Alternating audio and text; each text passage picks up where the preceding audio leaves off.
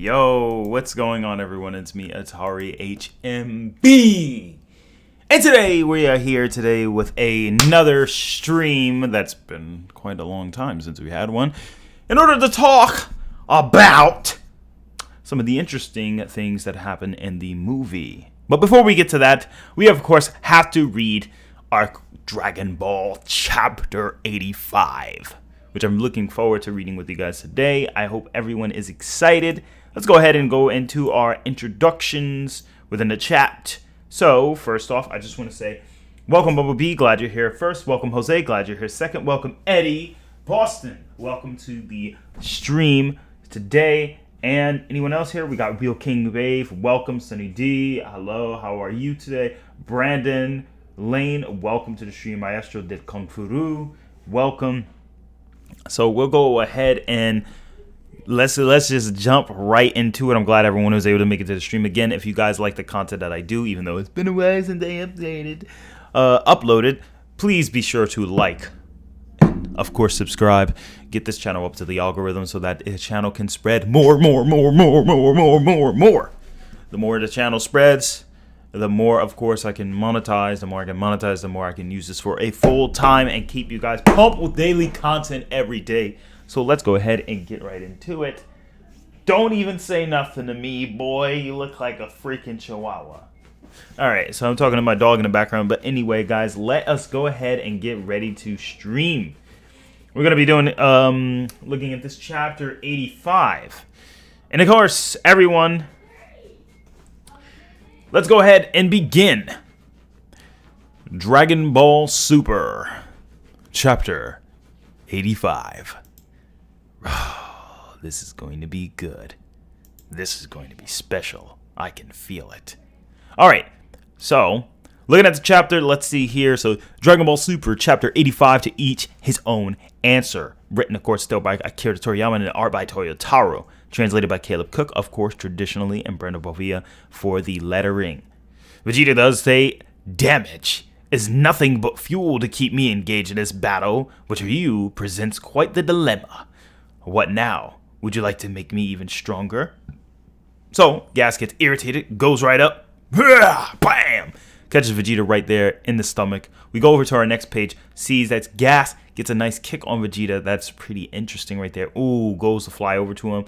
Bam! Kicks him right back down to the ground. Bam! Hits him right in the stomach and knees him. Vegeta's getting piled on. And Gas, of course, responds, the answer is simple. I kill you in one blow and be done with it. Of course, boom! Hits him again. Ah! Boom. Ah! Thank you for the prime fuel. You very and boom. Goes to hit him. He meant to call him a vermin. So he goes to hit him. Boom. Catches Vegeta. Catches Vegeta again. Boom, boom, boom. Hitting Vegeta up. Vegeta's, of course, taking some damage.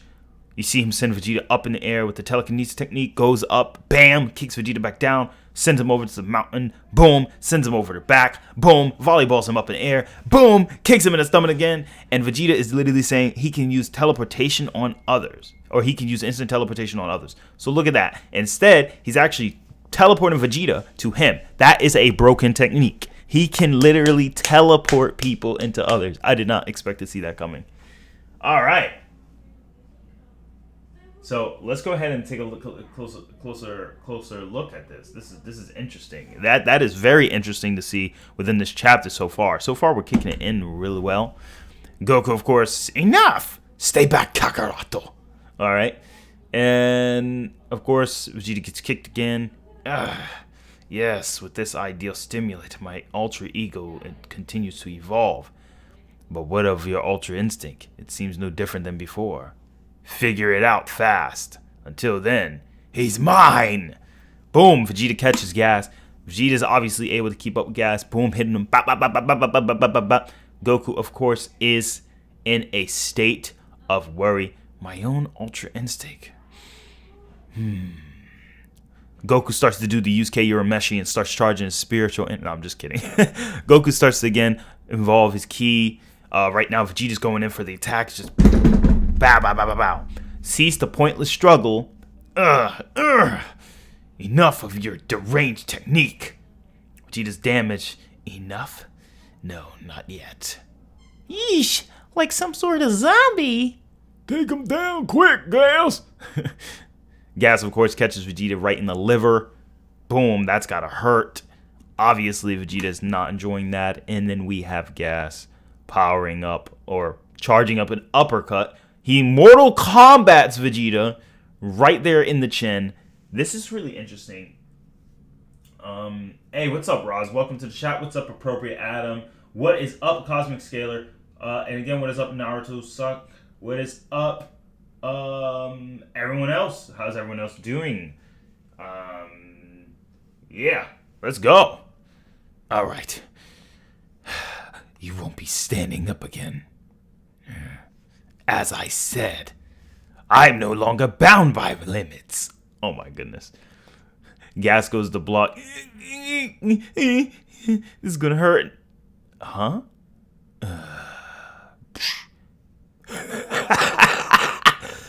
I guess he burned himself out. A technique that damages the user? How stupid! Ooh. I was freaking out there for a second. Shh. A stupid N. Befitting Saiyan.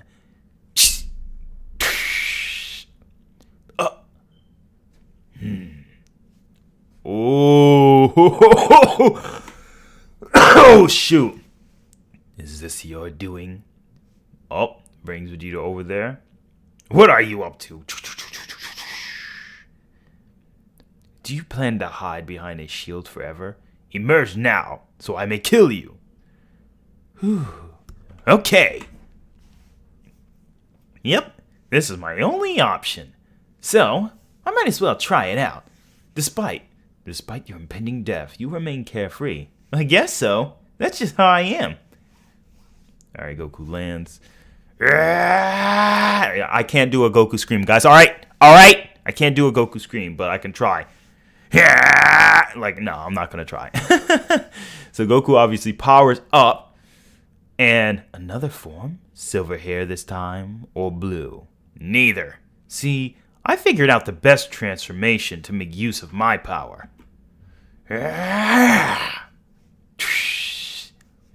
Huh? He transformed again. What color's his dumb hair now? Still black? I thought silver hair indicated maximum strength. Why not use that? For that, Ultra Instinct needs to work. I need my heart to be calm and tranquil. But in this form, I can put my emotions to work for me. And believe me, my heart's not calm right now. Ooh, yeah, ding ding ding, PTSD, ling ling. Goku charges in. Stop that. That look. No, don't look at me like that.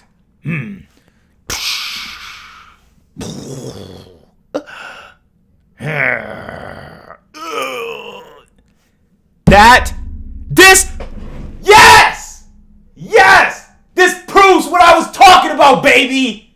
Y'all are all gonna see, and thanks to the movie, I just proved this point even further. Oh boy. Alright, all right, no debating in the chat, focus on the chapter right now. Whoever's debating, mute them right now. Mods, you already know what to do, get that ass now playing. Alright, hold on. Hey, Cosmic Sailor, you know flashback, watch the hottest highballer, blah, blah, blah, debate me. No debating. This is not the time to debate in the chat. This is the time for us to look and witness Goku unlocking a new level of power. This makes sense. This is what I was talking about, baby. It all adds up. That's what I was talking about. Stop. Freak what I was talking about, baby. Ultra Instinct used with the primal rage of a Saiyan. Yes! But it's not just that. It's going to be a lot. I'm going to go deeper into it later on. So obviously he gets sent flying around. Goku comes back. Boom. Ooh. Kicks him right in the face. Kame. May. Ah! And then obviously he's just like, then it blows up. Boom. I'm not making the blow up noise, but boom, blows up.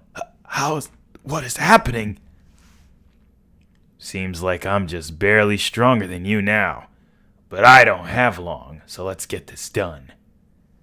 I'm giving him the Super Saiyan 4 voice, so shut up. All right, goes in, starts clapping him up. Ba, ba, ba, ba, ba, ba, ba, ba. Vegeta, boom, breaks his other horn. That's the first time I ever seen Goku do that. That is awesome. He did the mouth blast. Curse you! This fighting style is meant to be Ultra Instinct? Absurd. I sacrifice my pride to become the strongest warrior in the universe. Behold! A certain cretin like you could never hope to surpass me. And as we see, Goku's just dodging. Goes to the cannonball. Yeah! A weapon of my own creation. Could never bring me down. Oh! Boo! You got kicked in your chest. You eat a... Nah, I'm playing. Ooh, that's a good kick. And then obviously they're like, yes, Krabby might actually lose. huh? Where'd the light go? Hey, yes. What do you think you're doing? Like, why did I make you into the strongest warrior? Answer me! To elevate the haters to the universe's greatest organization. Correct. And what is needed to achieve that? Must kill the Saiyans. Wrong! You have to kill Frieza. Stepping out the Saiyans was only a stepping stone along the way. So, find the resolve to die in battle if you have to. The power I gave you has to be worth more than this pathetic showing. Like, come on, that's a little too harsh. You don't gotta push him so hard. Hey, you. Don't force a guy like that. If he wants to fight us again, we're up for it whenever. Shut up, Saiyan. There won't be a next time for gas. Huh? What's that mean?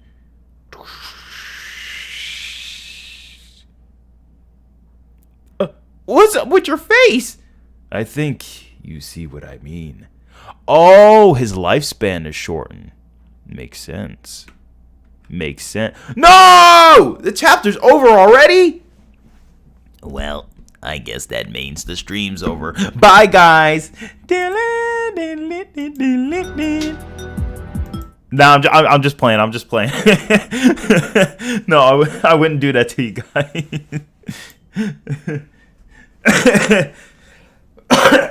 All right.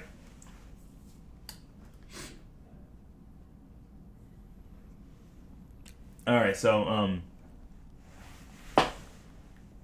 So I just want to say this. Chapter was overall well done. I liked it. I enjoyed it. And I'm glad it confirmed a lot of things. And that's the part I'm really happy about. But you see, we're not done yet. Okay, we're done with the chapter. I can't say anything on the power scaling because it's just fighting. And I usually have a lot to say each chapter, but I'm going to go into more so my theory on what I think was going on. All right, so this goes back into what I was talking about originally when I was talking about Dragon Ball Super. And a lot of people were there when I made this statement the last time because a lot of people were doubting me, and I'm really glad to see. So first and foremost, you guys seen this thumbnail. You know what we're talking about. You know what we're all here for. I mean, come on, guys. We're here for this bad boy. But we're going to talk a little bit about him a little bit later. I want to talk about key details in the movie that kind of gave away a lot of important information. All right. First and foremost, I want to make this clear. I want to make this very clear. I do not think the Ultra Instinct that fought Moro is the same power as the Ultra Instinct that fought Jiren. Now, I said that before. And remember I said I don't think the white-haired Ultra Instinct in this arc is as strong as the Ultra Instinct that fought Jiren and Moro? Remember I said that? It seems they're kind of proving my point. We'll get into a little bit of that. But first, let's, of course, timestamp all of this so that people who are watching this long, over, drawn-out stream will begin to understand. So, obviously, let's timestamp this. We're around our, let's see, what mark are we on right now? We're around the 19-minute mark. So, I think that's a good way to start it off. So, about the 19-minute mark.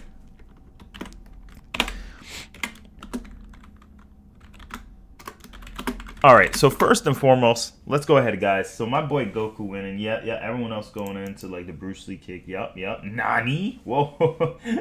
Yeah, I kind of had you guys at first.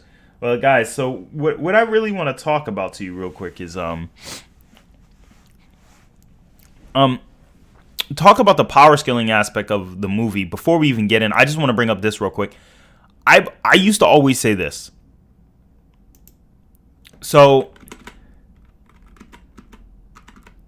this Jiren, when 17 blew himself up, right? All right, here's the reaction we got. And then it's like, come on, Goku. You gotta cut loose like you always do and beat Jiren for us.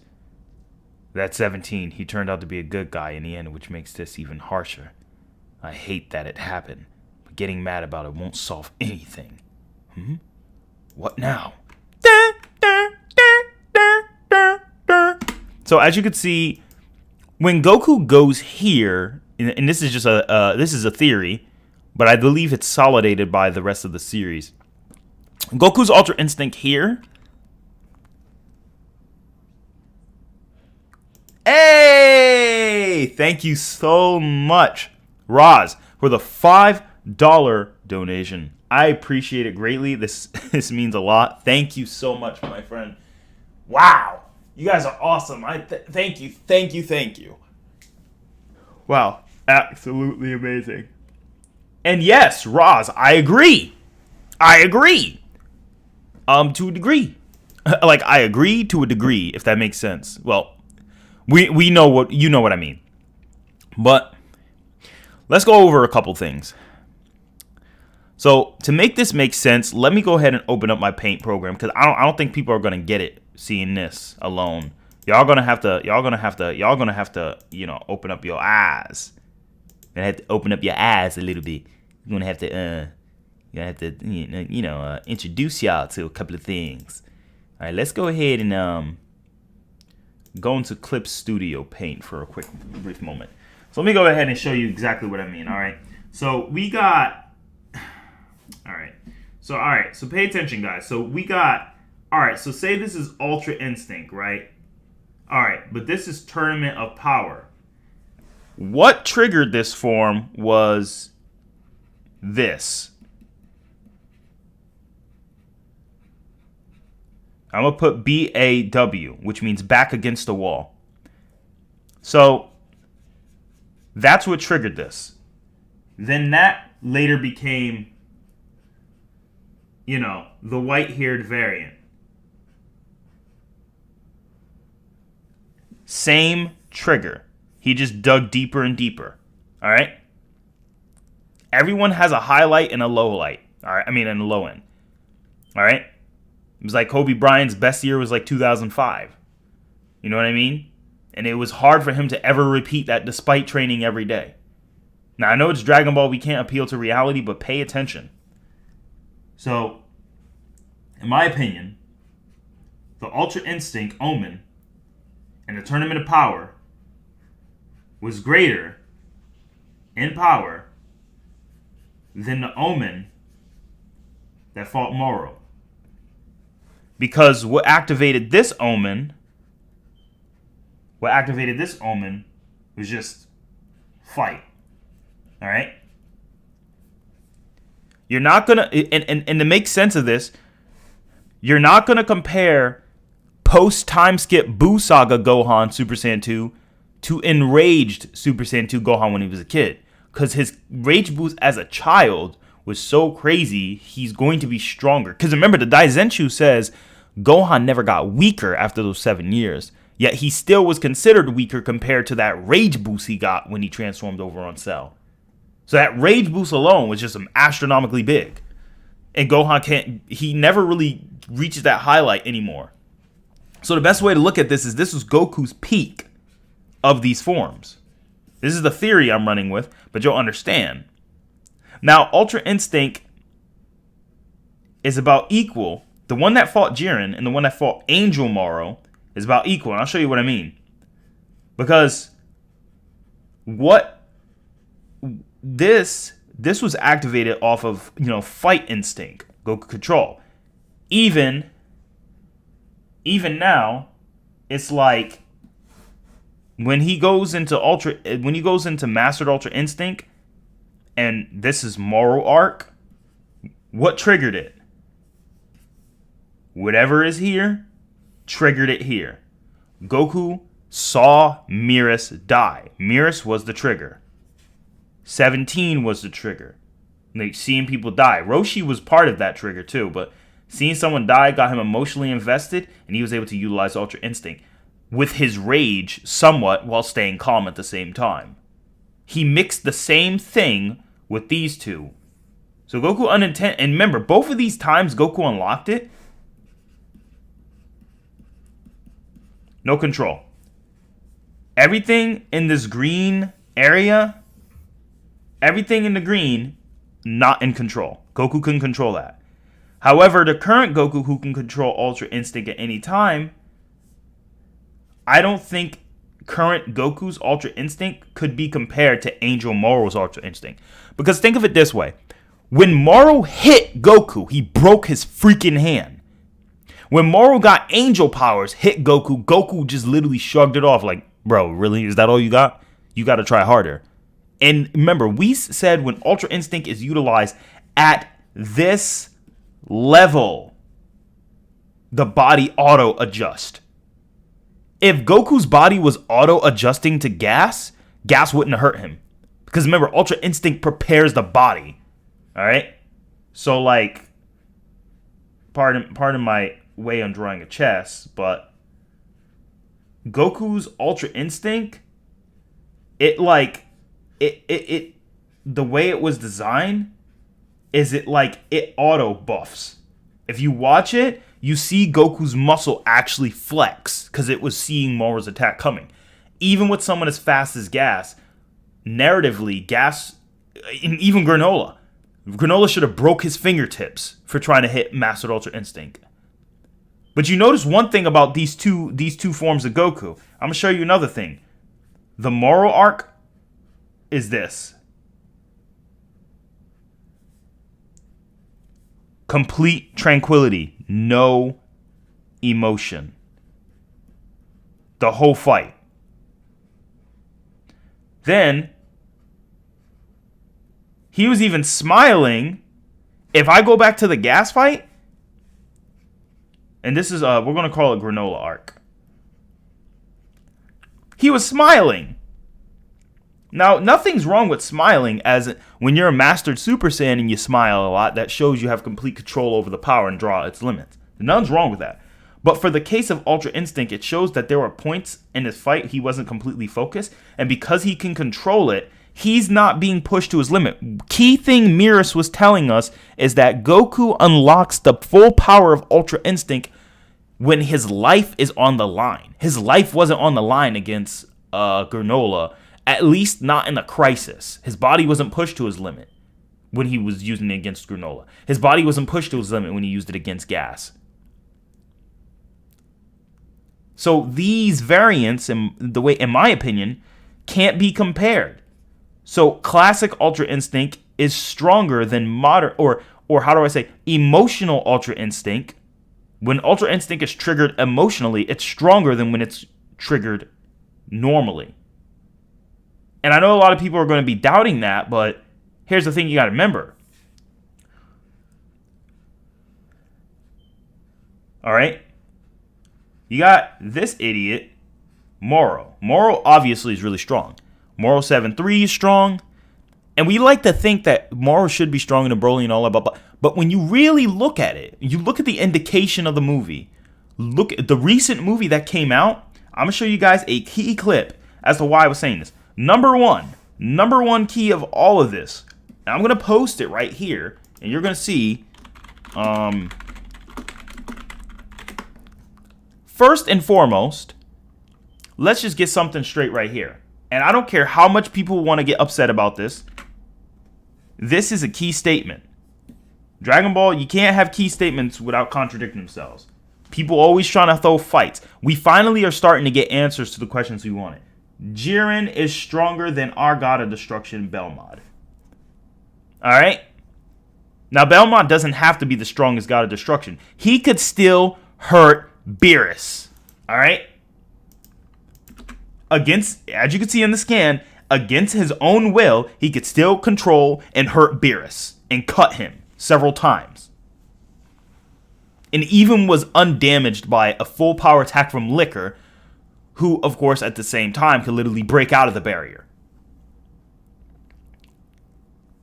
So, do not underestimate the God of Destruction. And for those of you who don't believe Beerus was cut, Beerus is right here on the screenshot getting cut. He's getting sliced up. And if you look on the couple panels, you see cuts and bleeding on his arm from him and Kitella. So don't give me that. So obviously, if Belmod is relative to Jiren, then it should be the same. Yet, we're like, oh, but Goku gets clapped by Beerus. No, here's the thing. When Goku used Ultra Instinct against Moro, Beerus was like, I'm impressed. Against Jiren, I'm impressed. When Beerus saw Jiren's power in the anime, what was Beerus' reaction? He's like, could this really be the power of one mortal? So obviously, Jiren is heavily respected. And I think the problem is that because the way Dragon Ball's formula was written, people think, oh, the next enemy has to be stronger. I'm like, that's not always going to be the case. That's not always the case. The next villain doesn't have to always be immediately monstrously stronger. Because, I mean, look at Broly and Moro. I don't think Moro is stronger than Broly. But I notice people saying, what about Angel Moro? Here's the thing. You could argue Angel Moro is on par with Broly. You could argue it. But you really can't prove anything else because Goku is so much stronger than Angel Moro that we don't even know the real gap. And the way fusion is, we can't really quantify how much stronger. Like, Broly was so damn strong, he required Vegeta and Goku to fuse. Now, again, as Vado said, it's the sum of their parts. So that means we're taking a Super Saiyajin Blue Goku, right? And then we're multiplying it with a Super Saiyajin Blue Vegeta, right? We're literally multiplying both of their blues because she says it's the sum of their parts. Sorry, the sum. So we add these two, then she says times tens of times over, or several tens of times, which is equivalent to about 10,000. So you're taking Blue Goku plus Blue Vegeta times 10,000 equals base Vegito. That's base Vegito. Alright? So the fact that Broly can even deal with someone like that, and granted, Jiren would still slap. Even if Goku and Vegeta got a Kaioken times 1,000, Jiren was still slapping him. Goku got a Zenkai boost and got stronger than his own blue self in his base form. Came back with Kaioken times 20. Jiren still no difficulty to him and didn't show an ounce of his full power not a single time throughout the entire tournament until Omen 3. Meaning, Topo, Evolution Vegeta, destroying the World of Void, Jiren could have done that without even using an ounce of his power, which is crazy. So, to think that Broly and Jiren are these monstrous levels of power makes sense. But here's the thing I want to show, and this is the thing that a lot of people sleep on. According to Vegeta, Jiren was so overwhelmingly strong, and yet his power really wasn't so different from our own. So he's talking about the way Jiren fought and utilized efficiency with his power. But why are they, and yet they emphasize so much on how powerful Jiren was. So in my opinion, I think that due to the way the lore is written and the direction they're trying to go with, I don't think the current Ultra Instinct Goku is as strong as when he's triggered. Because remember, 17 died. Mirrors died. That's what triggered it. So I think Ultra Instinct, when it's unlocked under those circumstances, that is going to be when Goku's at his absolute peak. So there we go. Facts is, Jiren is still the strongest person Goku and them has ever fought. I think Jiren is still stronger than Gas. Gas being, oh, Gas is the strongest in the universe, though. I don't care. Because that just proves that Jiren is way greater than Broly. And if Jiren's that much stronger than Broly, cool. It makes sense. Because Beerus would slap Broly. At least Goku's like, I think he could even be as strong as Beerus. It's like, how do we go about that? Because Goku saw Beerus fight at full power. But then again, while seeing Beerus at full power, Goku's like, dang, everyone's so astronomically strong and so fast. I don't even know who's fighting anymore. So you're not even like Goku could really sense or gauge Beerus' full power. We know that the gods were not allowed to hold back. So the thing is, you could argue peak Broly is at Beerus' level, or at least comparable to a god of destruction. That makes sense. Because the movie and a lot of other implications kind of support that Jiren and Broly are two different titans. So you could say, oh, Gas being stronger than blah, blah, blah, or any immortal, or the strongest mortal. Is like, you can argue that. But it either goes two ways. Either A, Gas is stronger than Broly, period. And I think that's going to be the case because I do believe Ultra Ego Vegeta and Ultra Instinct Goku currently are still stronger than Broly. I do believe Ultra Ego Vegeta is stronger than Broly and such.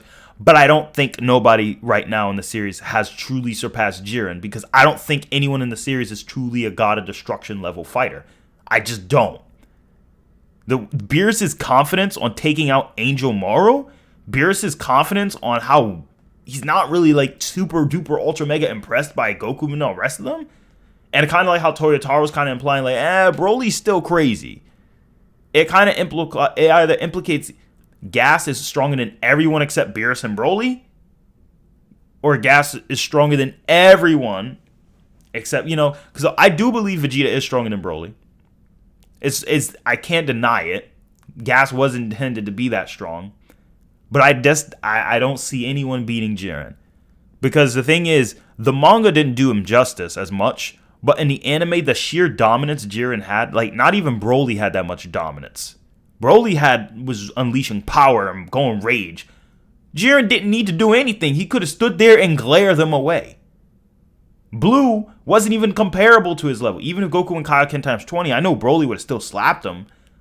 But the fact is, if Goku went Kaioken times 20, Jiren didn't even see it worth waking up for. Oh, he went Ultra Instinct Omen too. Jiren's like, nah, I'm still not even waking up. Oh, he's fought Kefla? Alright, cool. Yeah, I don't care. But he went Ultra Instinct Omen too. Jiren's like, bro, I don't care. Like, alright, fine, I'll look. Because you're at least decent. Like, it's crazy. And remember, Jiren cannot fight to kill in that tournament. And remember, how many attack people hit Jiren, and how many people were attacking Jiren, draining him over time and over time? Like, I mean, people got to think, man. I'm sorry, but if you're as strong as a god of destruction like Belmont, Gas isn't standing a chance against Beerus. Yet Belmont could stand a chance against Beerus. It's self-explanatory. It's just Dragon Ball. It's the Majin Buu and Buhan argument all over again. There's evidence to prove Kid Buu's the strongest, and it's very concrete, but there is evidence to support that maybe Super Buu is the strongest and Kid Buu's the strongest unfused Majin. There's so many different ways you can go about it, but right now, my money's on Jiren. Man, who the hell is this?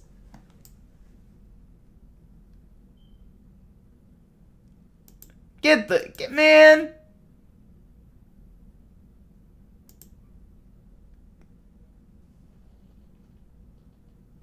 Get the hell out of here.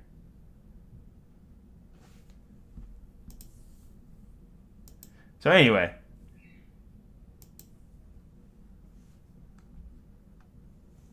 Yeah, I see, Jose. I Hawkeyed them. So, I mean, but overall, the point is, if the recent movie, is treating Jiren like he's still amazing, and like he's still like the peak of every other fighter, that makes sense. Because you gotta remember, Jiren glared away a final flash from an Evolution Blue. Do you guys realize how ridiculously powerful a Final Flash is?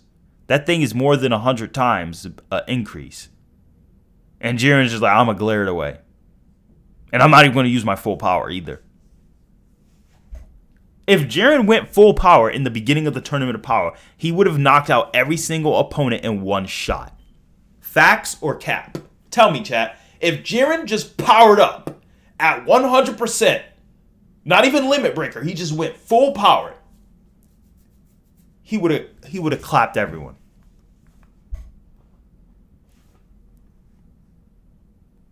Is the bot still going?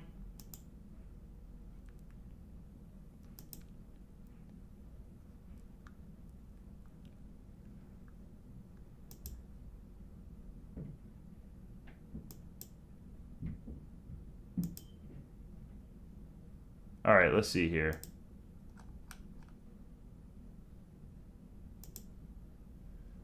All right, guys, is the bot still being an idiot? Let me see.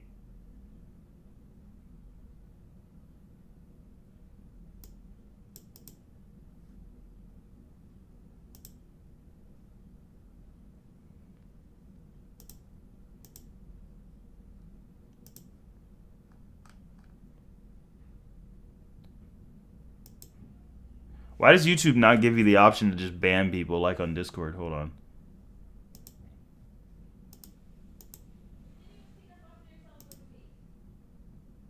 All right, hold up, guys. I gotta. Hakai.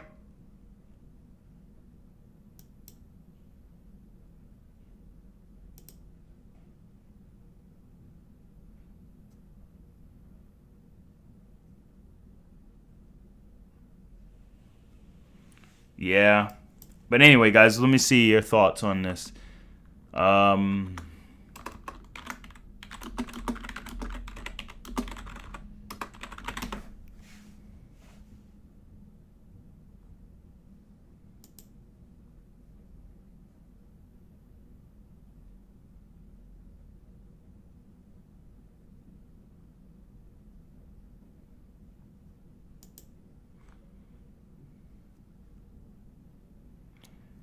Let's see here.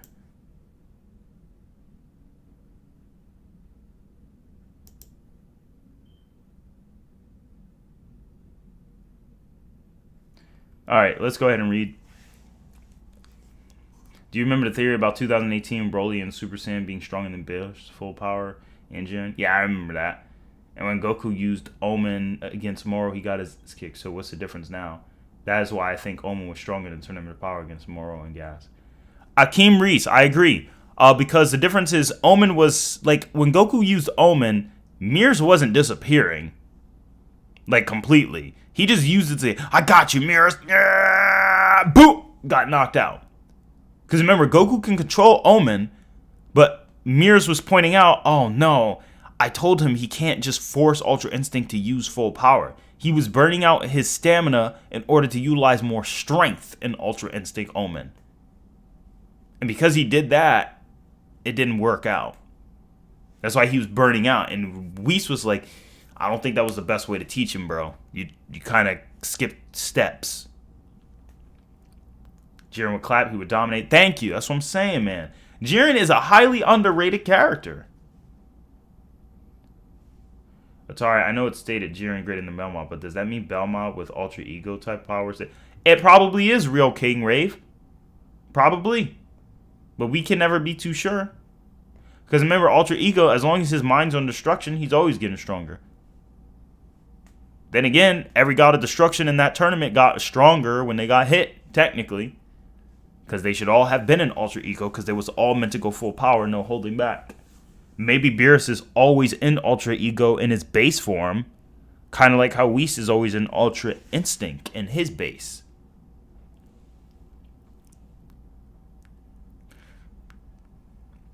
I still think Granola or Gas can beat Jiren, not gonna lie. I mean, Cosmic Sailor, you gotta think of it this way.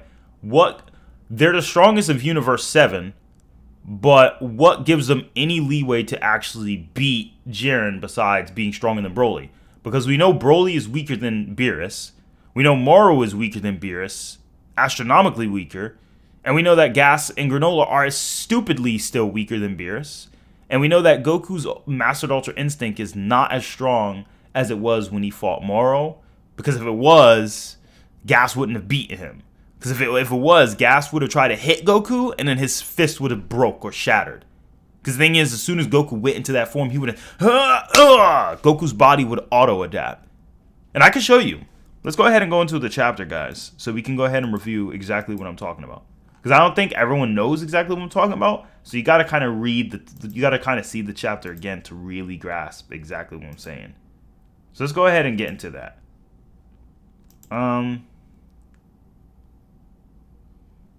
Yeah, you know what? Yeah, so let's go ahead. Let's see, I think it's here, here, and then Goku powers up. He gives Ultra Instinct. So here's the thing. When Goku fights, he's upset.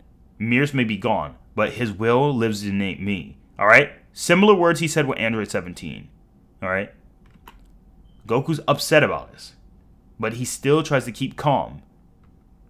And then he goes through Ultra Instinct. Goku knows he needs this mode. It's a crisis. If he doesn't do this, they're all dead. Alright? Against Moro and Gas, it's like, oh wow, this is awesome. I can't wait to fight you guys. He was all excited. Does Goku look excited here?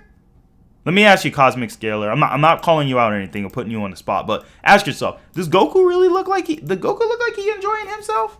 He ain't enjoying this. He's upset. He's pissed. He's pissed off. He's not doing this for enjoyment. He's not doing this for Saiyan pride or for victory. He's doing this because he has to. Because if he doesn't, who will? So that's when he unlocks it. And that's why everything's quiet. He's not cracking a smile. Now, let's go ahead and view here. He's kind of cracking a smile. Even here, look at his eyes. Look at his eyes. While in this form. You know, and it's okay for Ultra Instinct to be shocked, but like, look at his face here, like, huh? Like and then let me go a couple chapters back. Hold up, I'm gonna show you exactly what I'm talking about. You'll get what I'm saying real soon.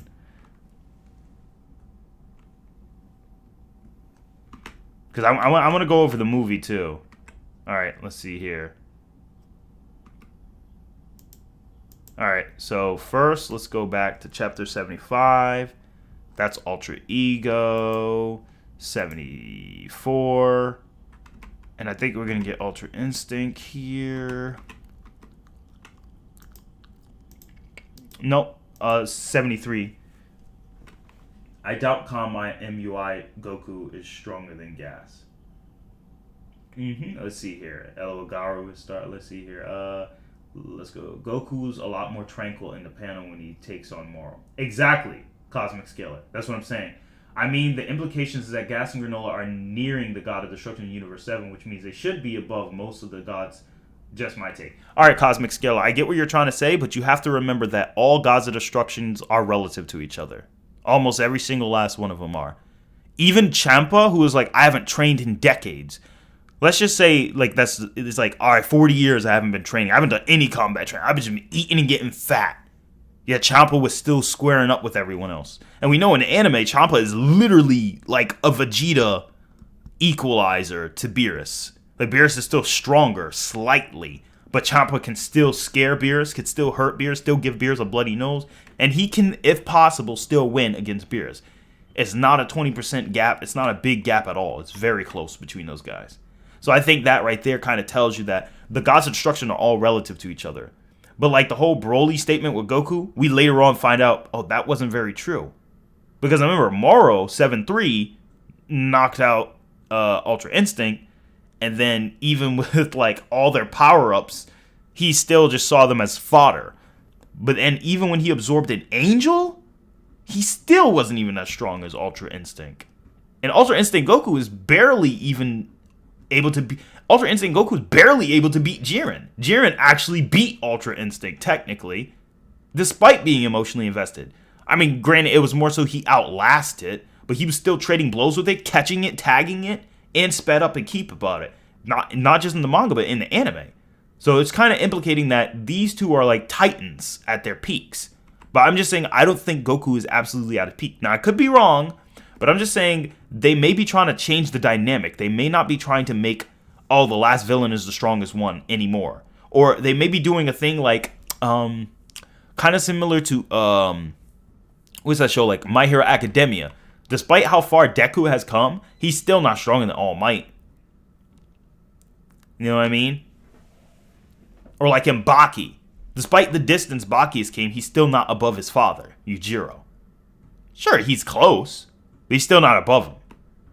And in the same case, even against like legends like Musashi could still beat Baki if Baki is not on his A game. So, then Goku goes Ultra Instinct. It's perfected Ultra Instinct. The downside is I can't maintain it for too long. So I'm going to have to end this quick. Goku didn't say anything. Goku never had any stamina issue prior in this chapter. There's none of that. Alright? Not only that, he's more buff. Nah, it could just be the shirt. But he does look skinnier. And then like when he's beating him, he's like, do you mind hearing me out? Maybe we don't have to keep fighting. Goku don't want to fight here. He don't even want to fight him. And granted, this is a clone, but this is just half of Gas's power as a clone. Gas is way stronger than this. And then Goku's just like flipping him, tossing him, bodying him, dodging him, has no difficulty with him. But then all of this, look at Goku's facial expression, as you can see here. Goku shocked, surprised, and then look at, you're also way stronger than I thought. I'm curious how you trained to get this far. Look at, he's all smiling. And it's not that you can't smile, but this is a Goku who's not out to kill. This is a Goku who's not trying to beat the living hell out of you. You're not threatening his friends. You're not threatening his life. You're not threatening his planet. Sure, I mean, you're threatening his life. Gas is threatening his life. But Goku's like, you're only threatening my life, so I don't really care. If it's between you and Goku, ain't that big a deal. But if you have Goku's friends involved, he's turning up. Every time. Every one of his children died against Boo. He turned up. Krillin died against Frieza. He turned up. Cell was doing what he did. Gohan, in that case, turned up. But you get the point. Beerus was about to destroy Earth. Goku turned up and absorbed God Essence and overcame that supernova Beerus shot. Resurrection F, it was kind of a mixed squabble, so Goku wasn't taking it that serious. That was more like a exhibition almost to a degree. Even the same with Hit. Hit, Goku's just like, I'm pushing myself to my limits just for the heck of it. Then Goku Black came, Goku's pushing himself. That's why Kaioken was able to hurt Merge Zamasu. He was able to turn up. When you threaten Goku's family, he's a completely different Goku. And that's like the thing you see here. He's so damn powerful, Moro is frozen from literally his God essence alone. Can't move. He's trying to tell him to stay back. Can he react? Gets bodied.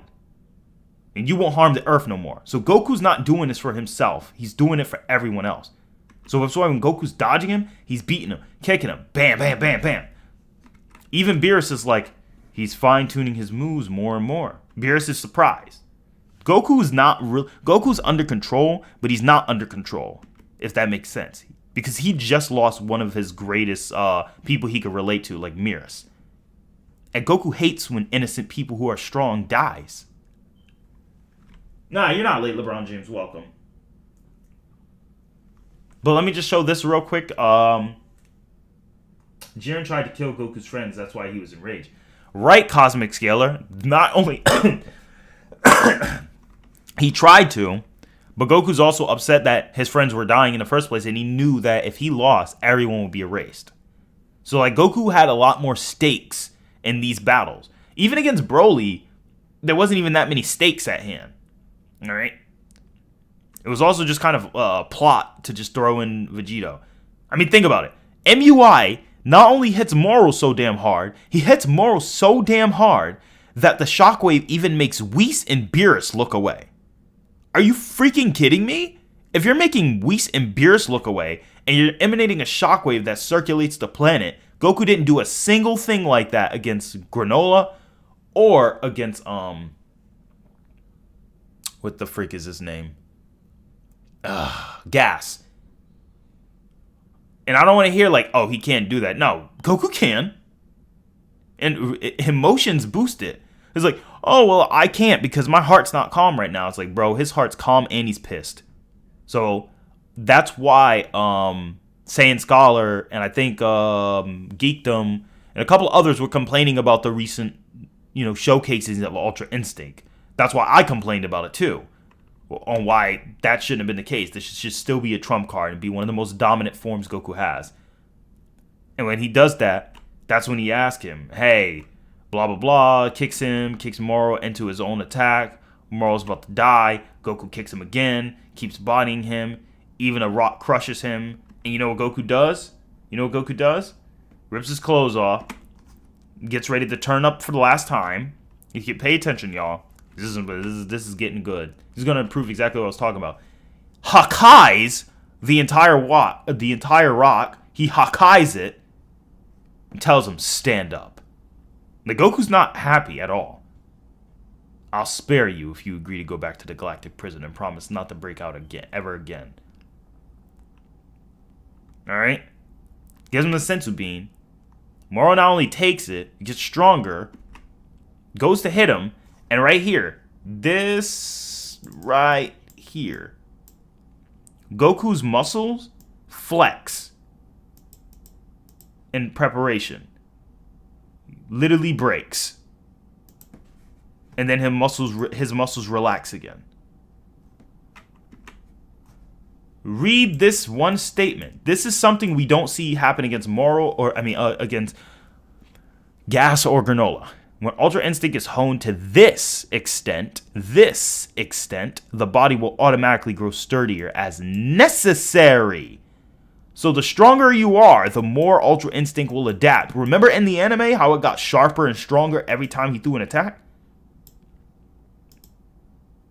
So that's not only that, then he absorbs Mirrors and then becomes faster, goes to punch Goku. Look at Goku's face. He literally stacked on a Mirrors level power up, bro. Even if you want to say, well, Mirrors is only about as strong as, like, you could say, all right, Mirrors is at least twice as strong as Omen Goku. It doesn't matter. You're taking an Omen Goku stacked on top of something that's already Omen level. Because Moro 7-3 should be at least stronger than Omen. He one-shot him, so he should at least be 2 times stronger. Then he stacked on Mirrors. Let's say Mirrors is also only 2 times stronger than Omen Goku. Alright? So he's at least 4 times stronger than Ultra Instinct Omen Goku, and that's just the low ball. Yet these two punch, crazy shockwave, and Goku's just like, whatever, follow me. Look at, he's like, how incredibly fascinating how my body moves now. Goes to punch him at speed of contest, and then he goes into his magic blitzes. Goku sees him on the other side, kicks him, boom. And guess what? I also have my magic, which gives me a leg up. Look how Goku dusts off his chest. You think so? And try a little harder. That's it.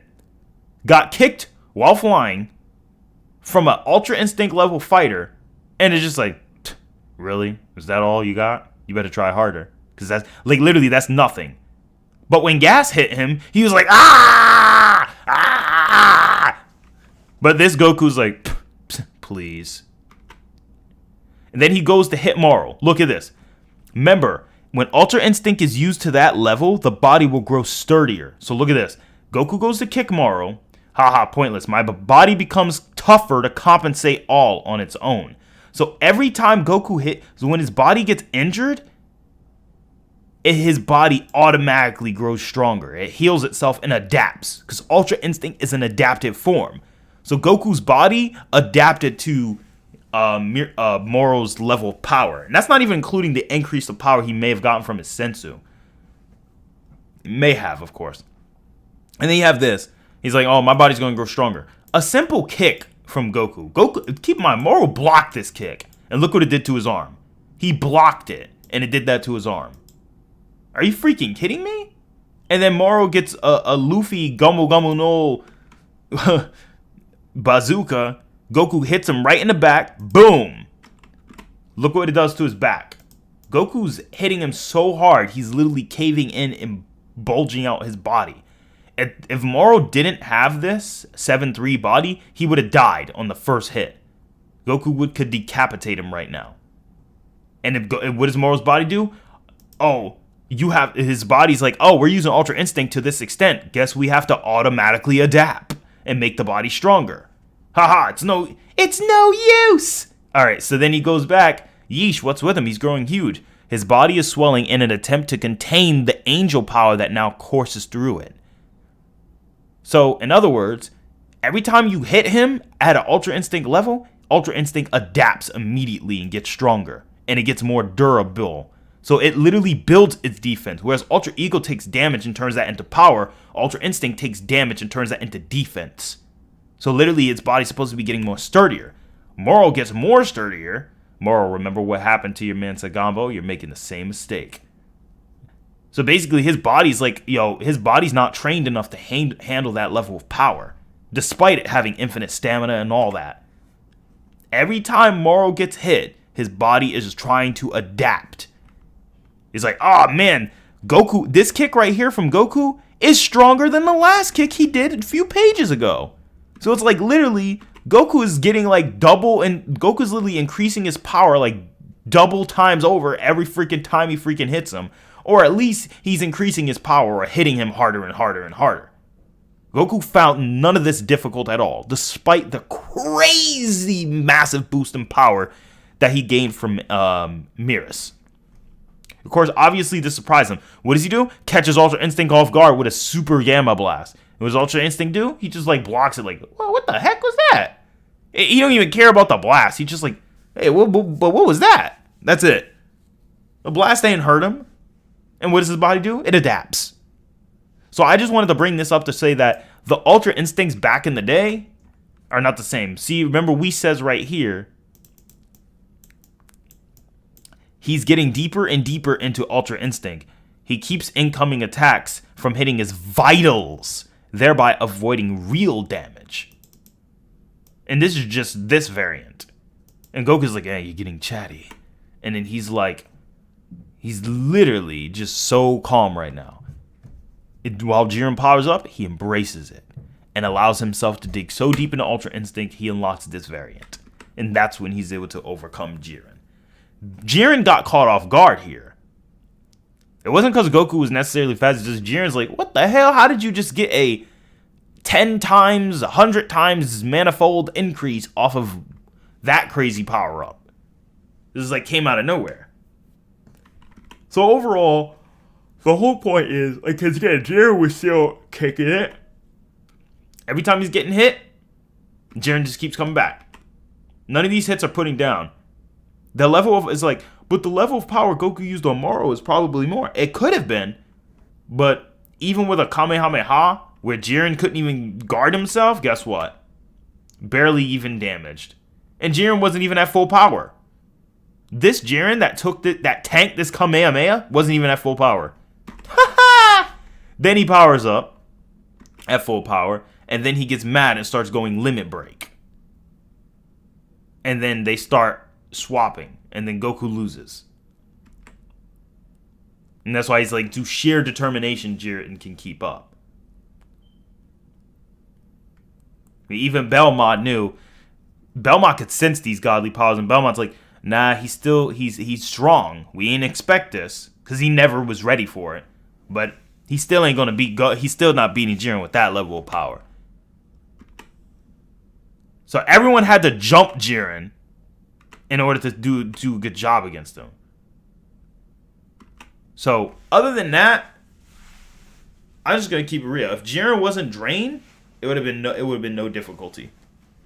So overall, that's why I say the Ultra Instinct back then and the one against Moro is probably the strongest peaks of Ultra Instinct. I think that now he has it under his control, he has to find a new version because he can't always rely on emotional increases. Like, kind of like how Gohan can't rely on an emotional rage boost anymore. He has to rely on his ultimate form and evolving that, which is exactly what we're going to talk a little bit about.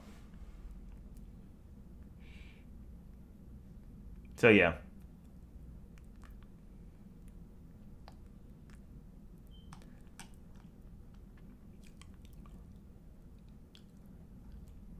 All right, so with that said,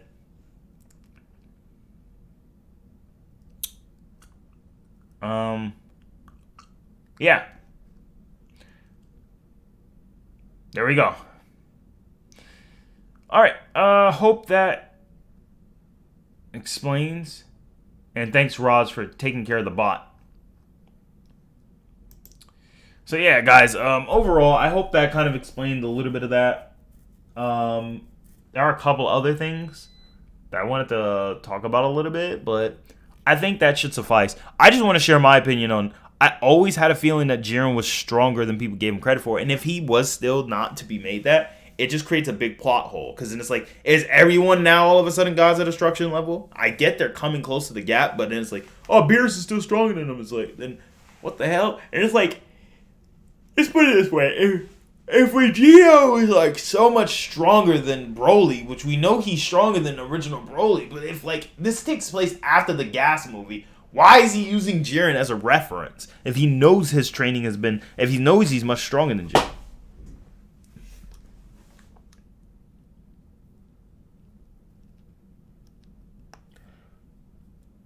So I don't know.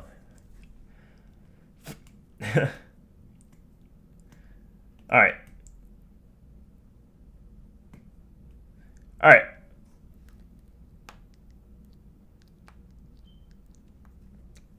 Yeah, you got a point, Roz.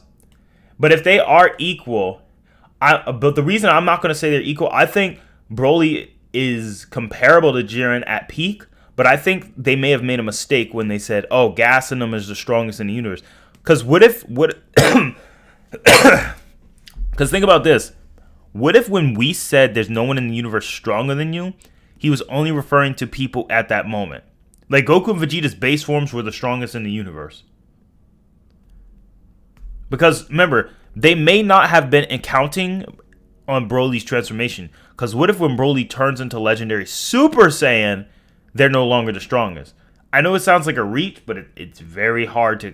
It's very hard because I mean, there's no narrative reason for Gas. The only thing that would explain is you would have to say that Gas is stronger than Liquor, Hellas, Belmont, and is at least equal or comparable to Beerus. But in the movie, the recent movie, they're not. And in the recent movie, spoiler alert, but I already put that. Why the hell is this statement exist? Hold up.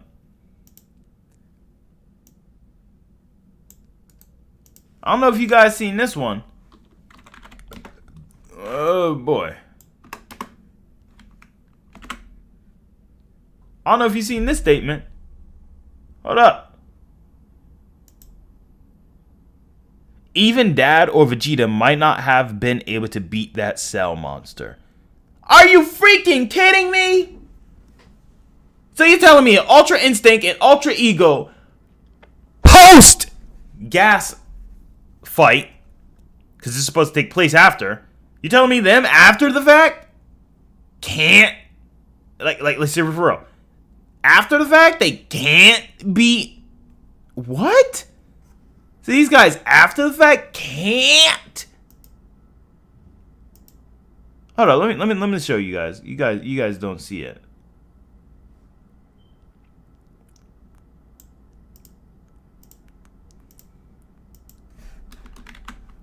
All right, let me show you guys real quick. Hold up.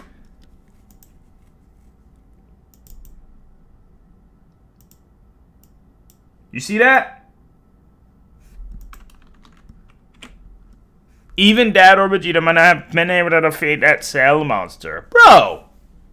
Post so you're either telling me Cell Max is stronger than Gas and stronger than Granola,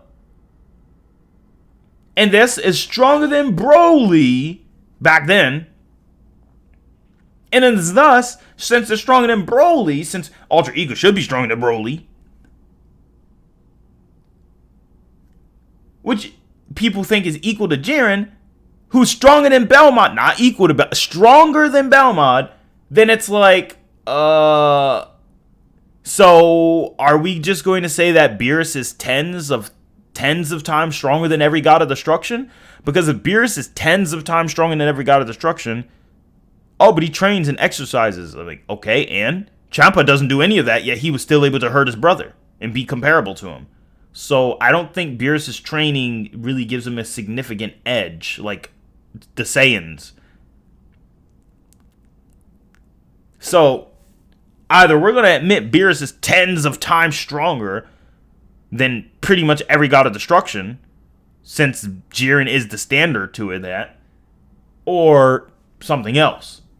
I know there's people say, oh, what about Ultra Ego Belmont? Doesn't matter. That's not a factor. They still mention Jiren in the movie. However, this could mean that nobody surpassed Broly, not Mastered Ultra Instinct, but what if Mastered Ultra Instinct and Ultra Ego and Gas and Granola did not surpass Broly or Beerus, or Jiren, and this is what Toyotaro was referring to in his interview when he brought up Broly. What if he never intended them to really surpass Broly yet? Comes down to question a lot of things, right?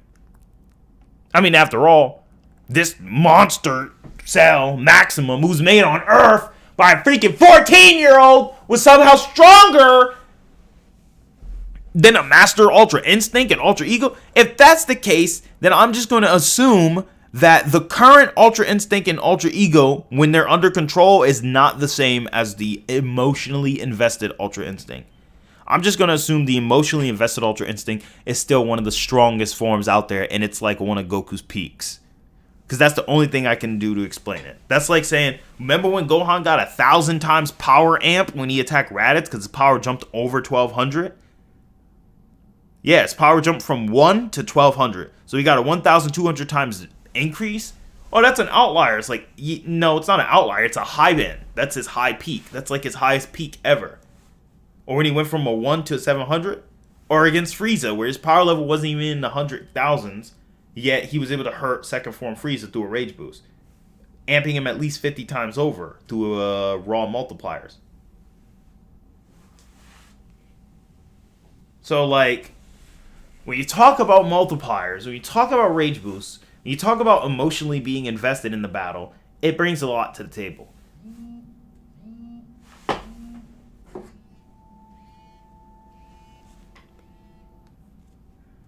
So, anyway, it's 7 o'clock over here, guys. Let me just go ahead and read the chat. Overall, my thoughts on the movie. Let's talk about them. But after I read the chat. But I just gotta see what everyone else is like really thinking right now. ATARi, talk about Gohan's statement about Goku and Vegeta. Yeah. Piccolo on the top right now. I mean, yeah, because if Piccolo could fight, like, the hell? Orange Piccolo can... I mean, bro. And also, I just want to give a shout out and thank you to whoever sent those, that other donation. Thank you, none your business. Or maybe Dragon Ball just had bad power scaling. Hey, that's a base statement. It's based. I agree. Because it just causes a bunch of it causes a lot of convoluted mess. I like Orange Piccolo. I actually like the form. It's really cool. Thank you so much again for the donation. I really greatly appreciate it. Wow, you guys are awesome. Yeah, guys, I'm just gonna say that, like, it's probably just bad power scaling. Because let me paint the picture. Jiren greater than Belmod. Yet Belmod could hurt Beerus? But Ultra Instinct, Mastered Ultra Instinct Goku, barely greater or at least slightly weaker than Jiren. Even with Limit Break. Okay. Broly needed a Gogeta Blue from you need a Gogeta Blue to fight Broly. There wasn't a rival boost or anything crazy like that, but like it's still like it's still kind of weird. Because then you got the Super Saiyan. Like, Broly's fit. Like, let me put it this way. Broly got Super Saiyan form against Blue Goku. So that makes him at least 50 times stronger than base Goku. Than Blue Goku when he went Super Saiyan. Now, Broly went regular Super Saiyan, not Mastered Super Saiyan. He wasn't carrying a smile. He wasn't calm and tranquil. So it was just a 50 times base. So he at least got 50 times stronger. So Broly is 50 times strong, and Goku is confirmed to be equalized or slightly stronger than the regular Broly, more experienced and stuff. So Goku, oh no, get the heck out of here, bro. Bro.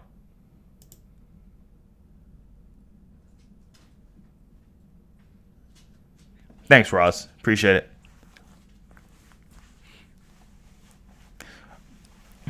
Bro, I'm about to find out who that is and just like... Anyway. So I'll put it this way, guys. ATARi, Gohan can't sense Goku and Vegeta's ki. How is he going to say they lose? Also, Goku and Vegeta didn't even sense Cell Max and Gohan, proving how relevant they are. Plus, well, I mean, real King Rave, Cell Max probably doesn't have ki. Because he's a life form, and you could say, oh, he's biological, but it's also like, You can also argue that he just didn't have, like, necessarily normal ki energy that anyone could really sense. Or you can argue that Goku and Vegeta are fighting each other, and they're distracted by their own fight. Because they're not allowed to do, they're engaged.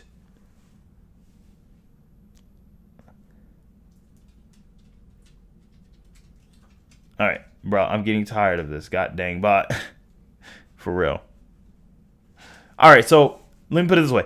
Jiren is stronger than Belmod, but Ultra Instinct Goku's slightly weaker than Jiren, right? But then Broly's 50 times stronger than Blue Goku as a Super Saiyan. Now, Jiren is also way stronger than that because regular Ultra Instinct, alright, let's put it this way. Goku Super Saiyan Blue Kaioken times 20 fought Jiren. And Goku used the Genki Dama.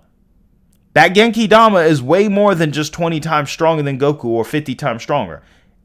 Judging by the fact that Frieza, Vegeta, and many people contributed and how the scaling algorithm worked on the Majin Buu saga, it's at least 1,000 times stronger than a Blue Goku, or at least 100 times stronger. Goku got lucky when he survived it. His body fought for him to survive it. And thus, because he wasn't evil as well, he absorbed it, essentially, and it materialized him into Ultra Instinct.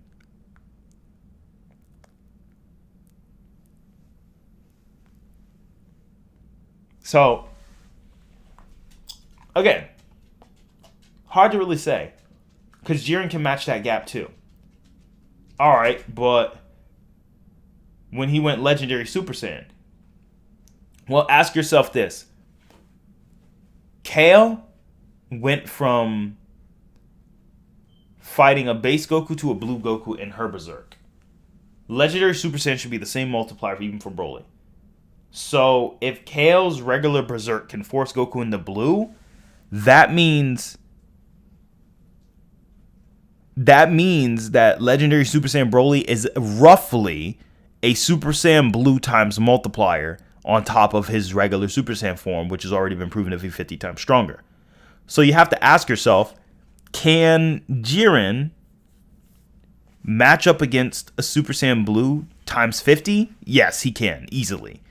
Now you got to ask, he glared away a Final Flash, which is off of Vegeta, who is stronger than a Kaioken times 20. If a Final Flash is at least 3 to 10 times your regular base power, that's already arguably 200 times over. But then you got to say, all right, can Jiren handle Blue stacked on top of Blue? Yeah, absolutely.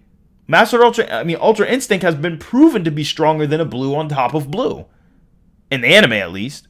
So in the context of regular power scaling the forms and formulas, you can actually have a solidified argument through power scaling pieces that Jiren actually might be stronger than Broly, Legendary Super Saiyan, even then, just off of sheer dominance. Because I think people think is like Legendary Super Saiyan Broly is like an infinite times multiplier. Like, no, it's not that crazy. They try to scale it based on Gogeta Blue, which again, don't get me wrong, is insane, but Gogeta Blue is Goku times Vegeta times 10,000. And they only need, but they really can't be Goku times Vegeta times 10,000. Like Vado says, it could be tens of times. So that could have just been 100 times. So it could have been Blue plus Blue times 100. So basically their base form was around the level of a Super Saiyan in Rage Broly. Then you factor in Broly's Rage boost on top of his Super Saiyan form. And then he goes Super Saiyan and then he starts beating the stuffing out of him. But notice, as soon as Broly went Legendary Super Saiyan, Gogeta had to go blue. So when I said Legendary Super Saiyan is a blue times multiplier, because look at Kale. Kale was able to fight blue Goku. Just like with Broly, Gogeta had to go blue in order to combat it. He didn't go God, he went blue. So it's very clear he had to go blue. Because blue is 50 times stronger than Super Saiyan God. So he had to clearly go into that form. Which goes to prove it's at least a blue multiplier stacked on top of a guy who's already 50 times stronger than a Super Saiyan. So when you factor that in, guess what? Jiren's stronger than Broly. Mathematically, at least. Bada boom, bada bing, baby. Now, don't get your panties in a bunch. That's just through math. But it makes sense because Jiren is stronger than Belmod. Broly is speculated to be stronger, but I think Broly is still relative. But if we go by the narrative that Gas, Granola, Ultra Ego, Vegeta, and Goku were all stronger than the prior Broly they fought before, we don't got to talk about mirrors, which is just those guys. We already talked about them being stronger than those variant worlds before. Again, it's just gonna go into a different. It's just gonna go into somewhere else. Hey, what's going on, Ariel Ramirez? What's up, LeBron James, the Asgardian?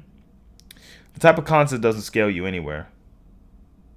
I mean, Beerus was terrified of Broly when he saw him, and Goku and Vegeta outright refused to fight him. I think what happened, Roz, is that they didn't want to fight him because of how destructive he is. Maybe not because of how strong he is, but I think it's because, let me put it this way. You ever have a cousin who you know if you really had to fight him, you could beat him in a fight, but you guys like just to play fight. But you have that one cousin is like, I don't want to play basketball with you because you take the game to heart. You get too damn pissed too fast. That's kind of how they're treating Broly, I feel. I feel they are stronger than Broly, but I feel they're treating it as if, look, Broly, we ain't finna fight you because you crazy. Beerus, let me ask you this. If you have a crazy person in your house, like a family member, but you know when they get mad, they start throwing stuff. If you have a family member like that in your house, you know you could whoop his butt. You know you'll beat his ass. But the moment he starts saying, I'm going to turn up and start flipping tables, you're going to be like, come on, bro. Or you'll be like, why you bring someone like that here? Now, I know I could beat them in a fight, but I don't want to have to fight them. They crazy. So Beers is more so just like, why would you bring a crazy nut job like him to my planet? And if you actually look at the context, my friend, Beers actually says, why did you bring this guy to my planet? This ain't a clubhouse. So he wasn't really pissed that Broly was there or he's scared of Broly. Beers ain't scared of Broly. He ain't scared of no one. All 12 gods of destruction are going to jump him and he was ready to throw down. You think he's scared of Broly? Hell no, he ain't scared of no Broly. He'll take on Gas, Granola, Goku, Broly, and Vegeta at the same time, no cap, and still clap them. And I'm confident he could. He almost clapped 5 other gods of destructions. What makes you think he can't clap those 5? Yes, Gas, Granola, Broly, Vegeta, and Goku, all in their peak forms. Because Beerus almost did it to other gods of destruction who are confirmed to be stronger, or at least that so they should be. And Beerus is like, yeah, I'll clap all of you. So I'm pretty sure that Beerus, because when I looked at it again, Beerus was saying, why would you bring someone like that over here? This ain't no invite clubhouse. This ain't no house party. Beerus is just like basically, why are you inviting people in my house? Especially people who are destructive like that. Your friend over here crazy. He gonna start turning up and turning Super Saiyan, going berserk and acting all retarded and stuff. Man, get him out of here, bro. That's how Beerus is thinking. He's like, heck no, get him out of here, man. I ain't dealing with that. So, I get what you're saying, Roz, but after I looked at the movie several times. I was taking notes. I was not watching it just for entertainment, but also for notes. So Beerus, I agree, Real King Rave. Gohan saying that Goku and Vegeta can't take out that cell is the equivalent of Goku comparing Broly to Beerus. It's a statement that makes you think on it, but it ain't confirmed. Like, is Gohan in his Kaioshin form? That's what I'm going to call it. Not Blanco, even though that's funny. Is Gohan in his Kaioshin form? Well, I like to call it Ultimate Kaio Gohan. So is Ultimate Kaioshin Gohan going to be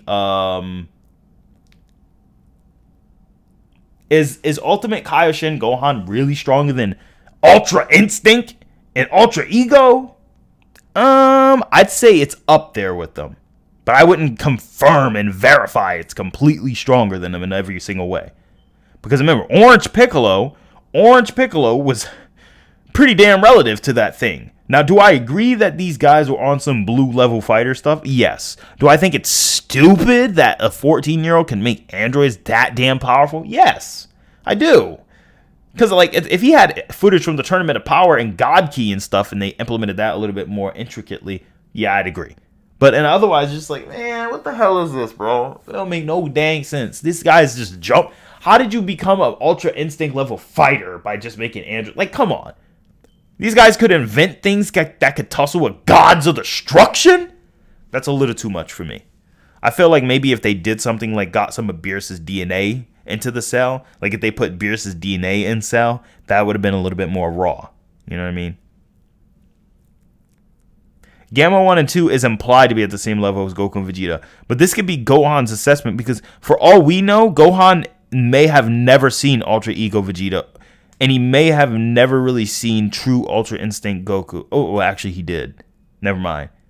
But Gohan may be just comparing it to their regular forms, not their limit breakers. But it's hard to say.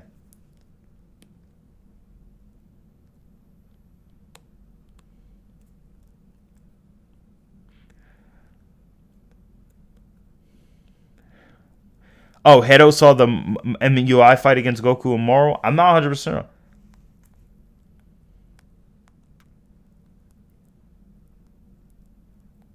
Yeah, 17 survived against fighting Toppo and Jiren. I know, Roz, but the thing is, he shouldn't have. He shouldn't have survived. Well, we also have to factor in, Roz, like 17 had at least, I think, 12 years of training. Because 7, then the 3 years from the Battle of Gods. So 7 years in the Cell arc, 3 years the Battle of Gods. And then another additional 2 years after the arc between Universe 6 and the Goku Black arc. So it was about 11 to 12 years, one or the other.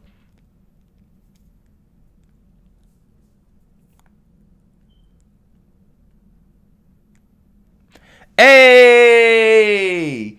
Thank you so much, None of Your Business. Thank you so much for the $5 donation. Thank you so much. I appreciate it.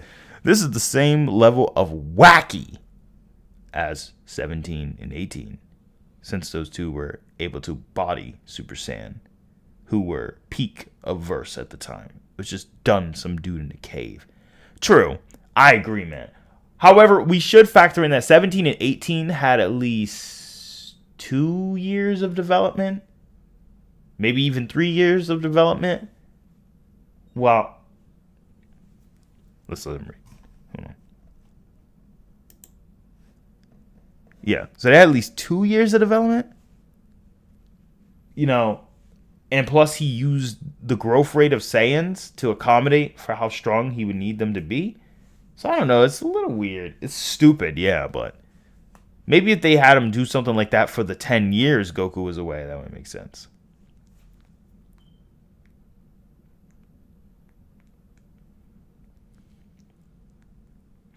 Guys, we need to make a form. We need to make up a name.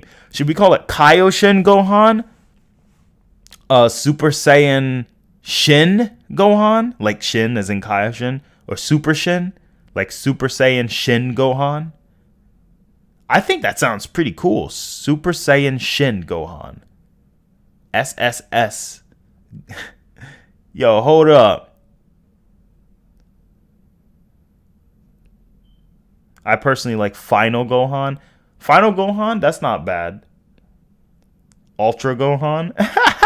Let's go. Ultra Ego, Ultra Instinct, Ultra Gohan. But I don't want just like an adjective in a name. I want like a title, bro. I'm feeling something like Gohan Blanco. I think for the memes it's funny.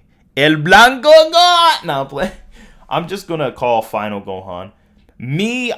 Final Gohan is too vague in my opinion because if somebody just asks, you got to spell out the whole word final. Remember how we just put SSJ, SSB, SSJ2, SSJ3, SSJG, which is Super Saiyan God. Then we get to put MUI, UIO for Omen. I think we just put F Gohan, and it's just like, bro, put Fs in the chats.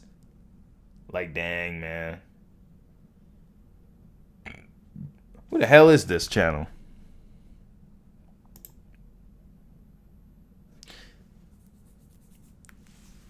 So, like, overall, I'm going to call it Shin Gohan. You know how, like, you have Shin Akuma? I'm going to call it Shin Gohan.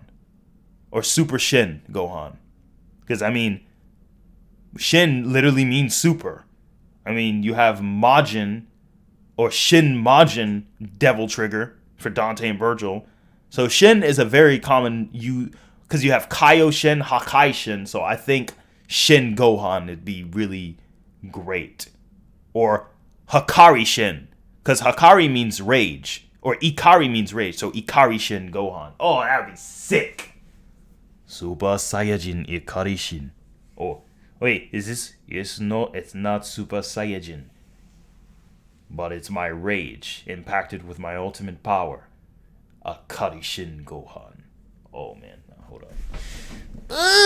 I'm gonna call it Orochi. Yo, let's go! Orochi Gohan, let's go. We finna go Hakai crazy this bot.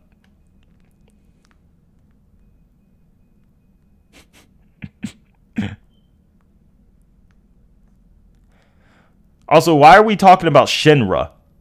This is about Dragon Ball, bro. I'm just gonna give a quick comment.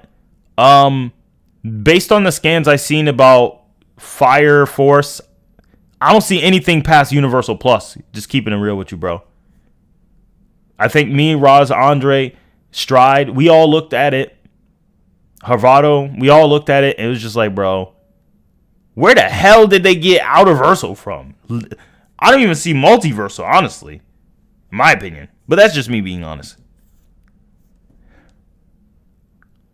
Yeah, why are you talking about Shinra? Go to the Discord and you could talk about it there. Man, Shinra ain't that strong at all. And that's only because of like cosmic stuff and like time-based stuff. A lot of that stuff is like weird. Like, I feel like if I read it, I'm going to bring out the real context to it. Because as far as I'm concerned, Shinra ain't beating Yusuke.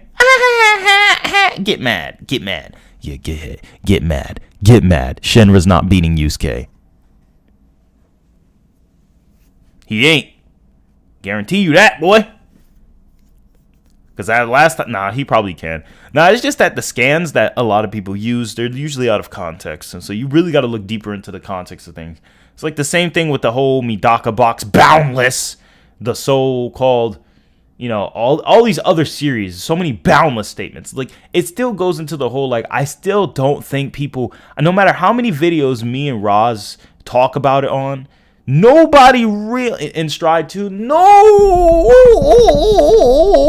realizes. Nobody still, to this day, does not realize how crazy Outerversal really is. Okay, Hydro. Oh, okay. Well, if you don't want to go to Discord, then I mean that's your choice. But hey, bro, gotta tell you. I mean, it's like this. Let me tell you this. Say if you go into a library and you want to listen to music. Now, everyone else is talking about a topic, so it's not that you can't make any noise in the library, but, or like a class. Let's say we're going to a class, we're talking about math, and you come in there and you want to talk about, and we're all talking about algebra and how we can use it in real life, how we can save money, and you come in there and you want to talk about sociology. Now, nobody ain't hating on sociology, but there's a time and place, my friend, and this is not a sociology class. Just kind of like this is not really a Shinra stream, bro. Like, it's all right if you want me to address Shinra, but like if you're in the chat debating somebody on it, it ain't worth it.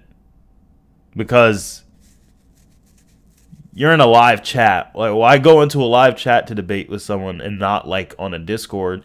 You don't gotta jump in voice chat either. You can just like discuss it how you would. But the difference is you don't gotta really worry about it disrupting the stream. I don't know. It's just out of context. It's all right. All right. So My Hero Academia and Bleach out of Versal. No.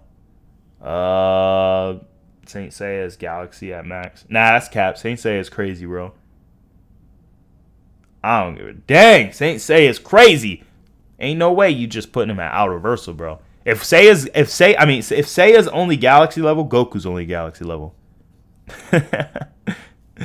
Because essentially, it's kind of like the same arguments for both of them. Like, you got to use statements and context. I mean, Seiya has a little bit more feats in terms of the whole Big Bang and recreating infinities and all that other stuff.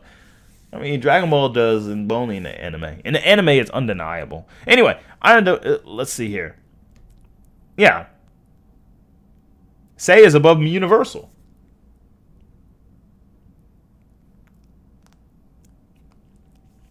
Okay, Real King Wave, we could probably talk about it in the Discord at some point.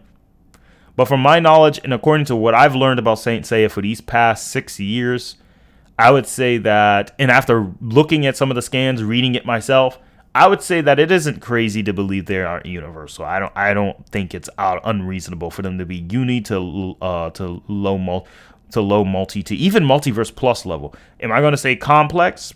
I can, but probably not. It's not as solidified, but am I going to say they're at least universal? Yeah, absolutely. I don't think it's unreasonable. There are a lot of cases and scans that some people even have raw scans. But if they're mistranslated, I would love to see it. Because they did the same thing with Umineko. Feather in his... Man, Umineko... A witch!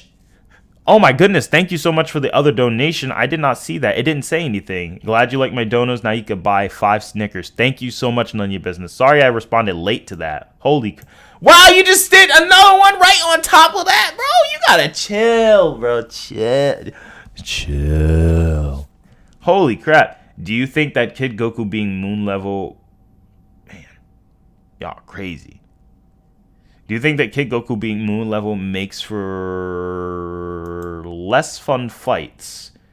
Less fun versus fights? Cuts him off for not being spite match for a huge number of people? I think so. I think it can. Because you can't really do much.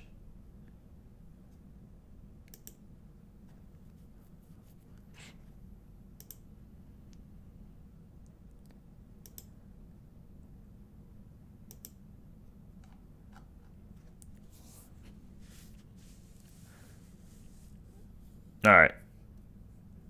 What's up, Donuts? But yeah, like if Goku's always moon level, bro, then every fight is just gonna be like, now it's my turn. Kamehameha. Ah! And then they just freaking die. Now, I don't think it's gonna be a spite for every character, because like you have characters like Toneri, you have characters like some of the higher ups in Bleach, right? You got a lot. And due to hacks, it ain't always going to be easy. So I wouldn't say it's a spite for everyone, but it definitely would make him clap a lot of verses, though.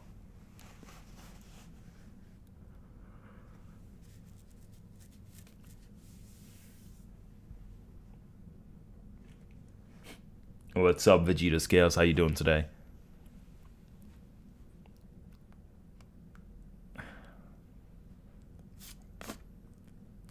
ATARi, I want your thoughts on Outerversal Afterlife Infinite Hierarchies with Koyama's statement as platonic concept. Oh, Real King Rave, I already adjusted. I already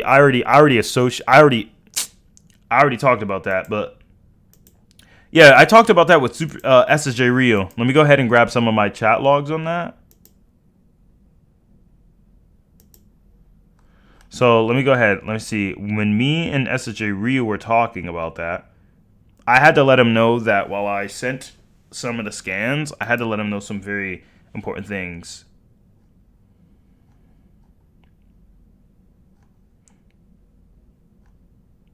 So I said this. I said, well, when he said 70, because he said this. SJ Rio asked me, hey man, do you have a screenshot for Koyama stating Universe 7 is 7th dimensional? I heard it mentioned, but I don't have the scan myself. And do you happen to know the context? Is it including temporality or just spatial? And so Rio was asking us because and I don't mean to brag, but yeah. I mean, gosh, I guess I was the one who pioneered the whole higher dimensional Dragon Ball. I mean, I did start the amino at the time. So, hey Raj, should I just embrace that credit, bro? Should I just embrace the fact that I made this amino back like last year? Oh man.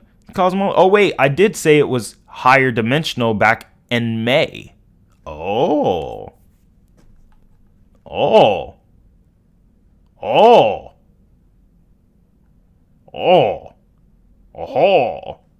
See the cosmology as early as March. So even in March, I was already talking about how the afterlife and stuff was of a higher dimensionality. So, I mean, transcending the spatial probability planes between timelines. So, outer dimensional bowl. Yep, I brought this up back in March 19th. So, you see these scans? You see those highlights? That's my edit.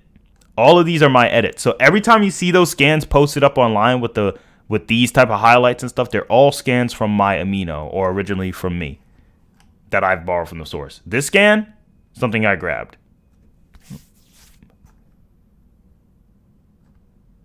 I already talked about the neutral zone back in the day. So I don't know why people think I wasn't talking about this stuff back then. So yeah, I talked about this stuff. Oh yeah, some guy debunked. I wonder if this debunked over and ATARi's wank is. I said I would debunk Nairobi before. The guy obviously doesn't know what he's on. Oh yeah, this proof that heaven is separate. The wank that heaven is a separate space time. Well, I mean, Koyama already said this, so this argument was debunked not just by Daizenshu, but by Toriyama as well, and pretty much every other thing. So there's no need to even read that. Never stood a chance. That debunk never stood a chance. Yo, you gotta chill with these donations, bro. That's way too much. All right. If we give Goku the moves and erase time feat, Trunks has it as well. Bro, that's crazy. Stop. You're going crazy, man. You're gonna give me a heart attack. Thank you again to None of Your Business for the $4.99 donation. Another one.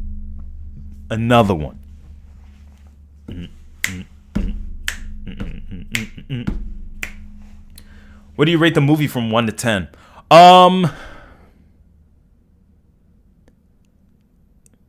8. I rated it 8. I would take a point off for the power scaling reasons and how they could have went a little bit deeper into that. I take another point off for it being in CGI. Even though I enjoyed the CGI, it's still really enjoyable. And they had parts that were hand-drawn and animated, so it wasn't too bad. It was really good. But I take another point off because I still want to see more Goku / Vegeta. I get the movie's all about Gohan and stuff, but I just still want to see, oh, no, one more point. I'm going to take a half a point. So I'm going to give it a 7.5, but I'm going to take a half a point only because freaking, oh, man. Yeah, 17 not being in a movie, that's another half. I would take small micro points off for those things. 17 not being in a movie. Goku not getting his freaking blue gi. He should have his blue end of Z gi by now. To show that he graduated. That would have been so clean, bro. Urgh. I rated 8.5. It would be a 9, but because of the unexplained info, I'm going through form. I agree. The form was amazing, but came out of nowhere.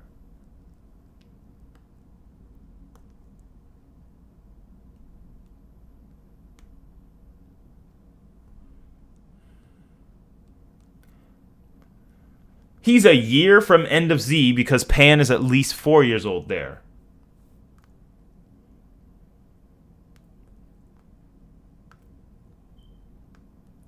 He still needs the End of Z gi. This is stupid, man.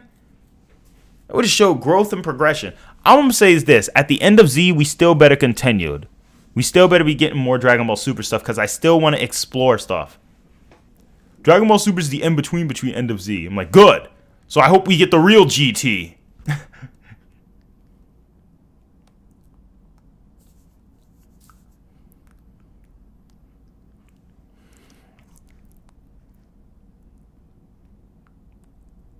Donaz, you want to know something crazy? Instead of having them train on Beerus's planet, they could have had, like, them train. Like, Goku could have been training with the Grand Priest.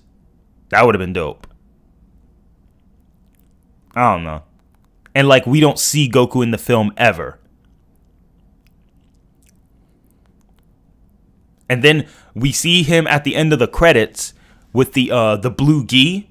And then we see the end of the credits. Goku's wearing the Grand Priest gi. And he's like, and Goku's like, hey, before I go back to Earth, do you mind giving me back my old clothes? Well, actually, I do kind of like this blue wardrobe. You think you can mix them both? Well, certainly. That wouldn't be too hard. Then he gives Goku, then the Grand Priest gives Goku the blue gi. He's like, this gi? I'm sure this will be suitable for you. Thanks. And then Goku gets the blue gi, the white, the obvious one we see at the end of Z, and he's like, hey, I like this. Feels like my old one, but I dig the new color. Blue was always one of my other favorite colors, too. Besides, the belt may match the Ultra Instinct hair. You know, I don't know. Something like that, bro.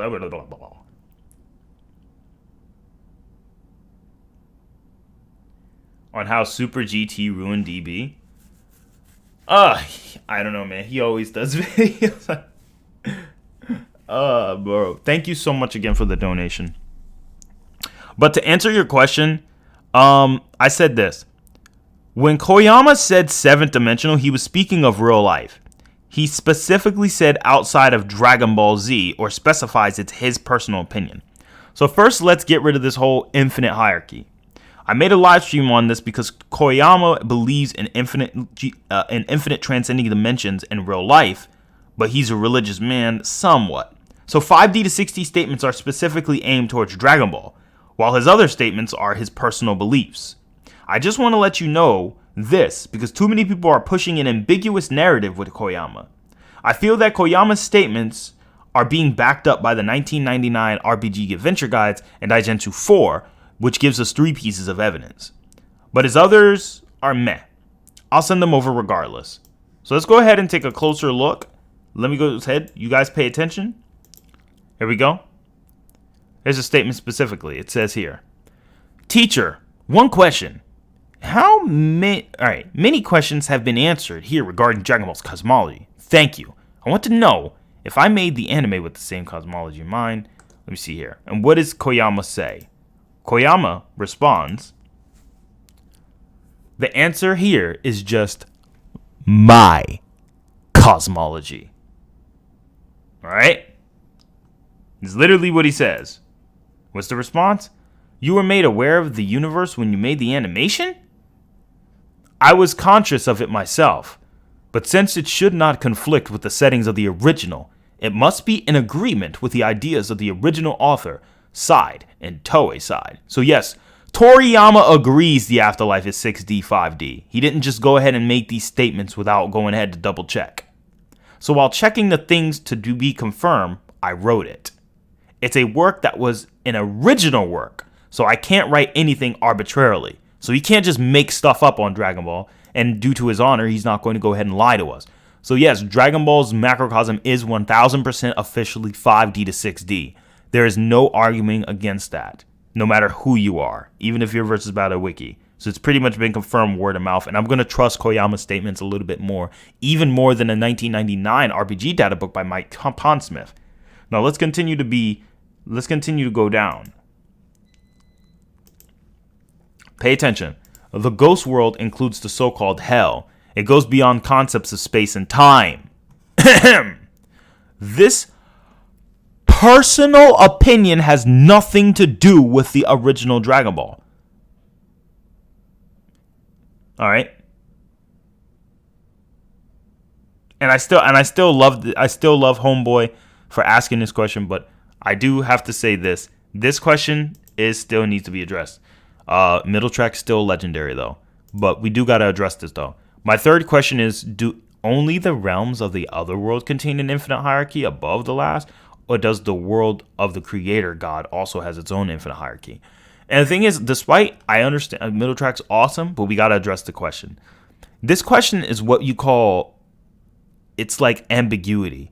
Koyama doesn't really even understand what's really being asked. He understands what's being asked, but he doesn't understand what's being asked in a sense of Dragon Ball. Because he literally says, if you are leaving the world of Dragon Ball, you have to say yes to the question of whether the world of God, the creator, also has its own infinite hierarchy. It's just my opinion. So keywords, when you leave Dragon Ball, you gotta wonder if there's a real, like, if we're not talking about anime, is there a real life God? Is there a creator of all this? Who orchestrated for the planets to be aligned? Who orchestrated for Earth to be one of the only planets with life on it? Who orchestrated for human beings to have this level of empathy and emotion, unlike other animals and creatures?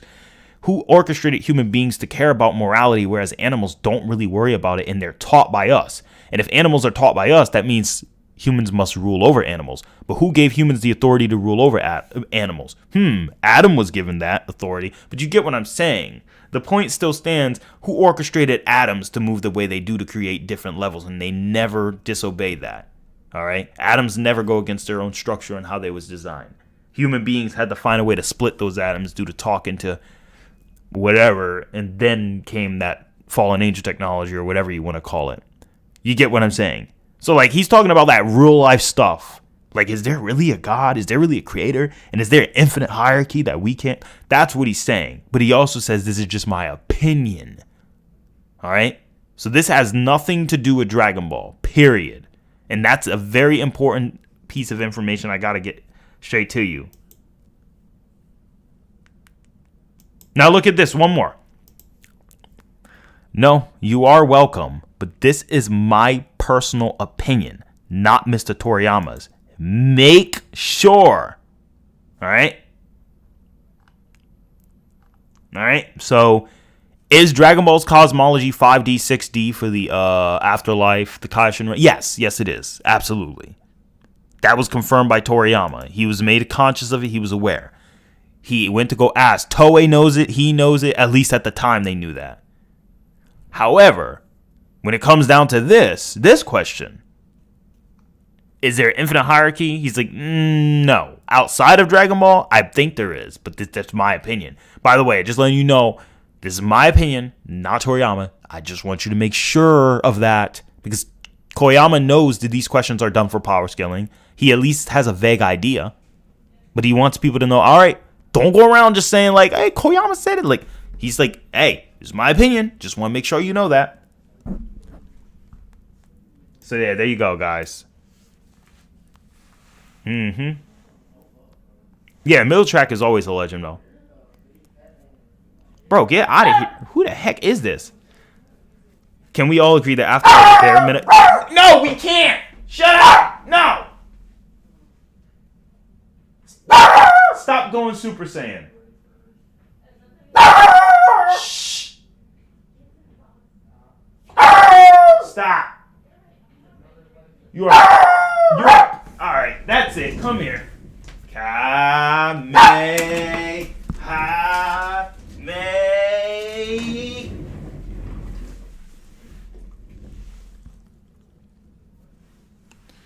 All right. Yeah, no, it's not infinite. Overall, we could still agree it's objectively low complex. That much is a fact. Because Koyama's like, hey, this 5D, 6D statement, yeah, that's from Toriyama. And he consistently kept saying 6D. But when it came down to the infinite dimensional question, he's like, nah, I don't know about cosmology, but I do know that that's not something we really talked about. So I don't know if there's an infinite hierarchy in Dragon Ball. And when you leave outside of Dragon Ball, maybe there is, but hey, that's my opinion. But hey, that's my opinion, not Toriyama's. Just want to make sure. Don't go around telling people. That's what Koyama wants you to know. All right. Do you think movie Supersonic is planet level, or is he stronger than that because his EMP burst was so powerful, was able to cross? Akeem Reese, in my opinion, I think Supersonic is in the movie. I think Supersonic is Universal Plus, but I think his potential is Universe Plus, or even Multiversal. Because Eggman in his dialogue said, maybe I could take over the universe. And then I take over the planet. And then the galaxy. And then the universe. And then the multiverse. And I don't think he was kidding around when he said that.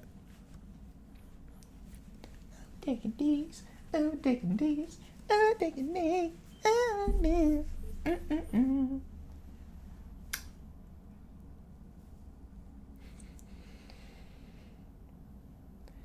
But yeah. Welcome back, Bumblebee.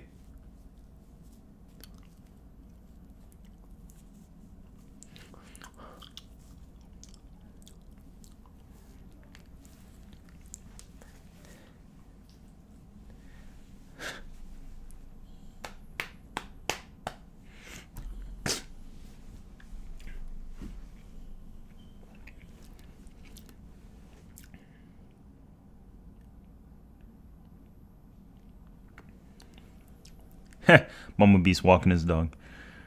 But yeah. But yeah, I hope you guys enjoyed that. So with that said, I'm just going to give a couple of other announcements here. That's most of the stream right now. It's relatively not going to be the longest stream, but hey, I just want to show you guys that. For some people in the chat who are curious, I am going to be showing some pieces of art real quick regarding Eternal Kala. As you guys may have seen, you may have seen the earlier chapter. In case you have not, I will go ahead and read. Has anyone seen the chapter? All right. So, has anyone seen the chapter of Eternal Kala, like the recent one? Has anyone seen chapter 2 and parts of chapter 3? And if not, let me know, because I can go ahead and read it to you guys now. And if you prefer not to have it read now, that's all right. We can go ahead and save that for another time. Hey, come here, digging these. Ooh, ooh, ooh, look at the dog. Ooh, ooh, ooh, ooh. Come here, what you doing, boy? All right.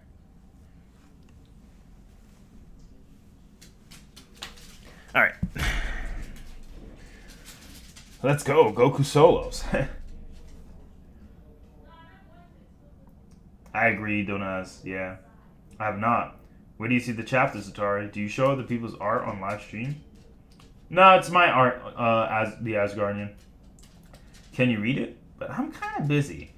Where can we read it? You can actually read it inside the chat. There is an Eternal Kala chat specifically in the Discord.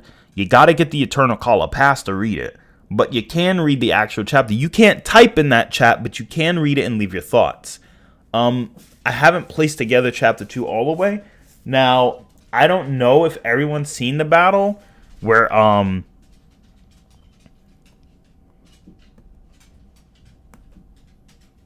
I don't know. Welcome, Super Saiyan Rainbow. Donaz, you could read the new chapters on like the Discord and stuff. I haven't really started placing them anywhere because I'm looking for a platform. Where can I place these chapters at? Hey, Roz, do you remember if I showed everyone this chapter? I don't even remember if I showed everyone this.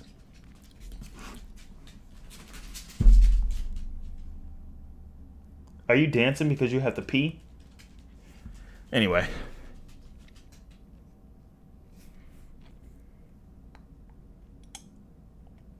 Yeah, Donas, you can DM me for the pass.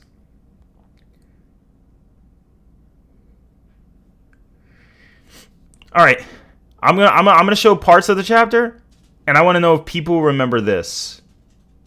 So let's go ahead and show parts of the chapter. Who remembers this scene? Hey, Ugly. You must be the punk Kala sent me to get rid of. In our next scan, right immediately, a giant shockwave left the Earth. W was sent orbiting across the nearby solar system of this particular galaxy. It was then later sent to 3 large planets, bursting open them, each one by one, their entire core.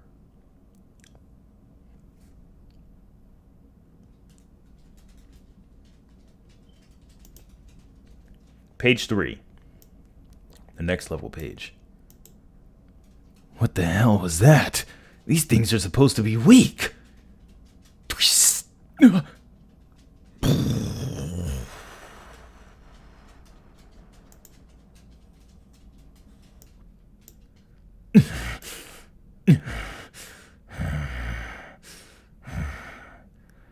I'll admit, how I am now, this will be difficult. You took out 1/5 of the galaxy.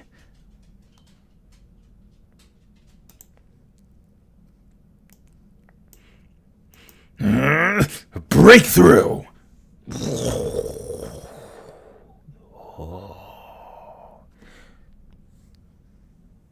The later imminent blast was so powerful, its mere shockwave was vibrating the entire galaxy.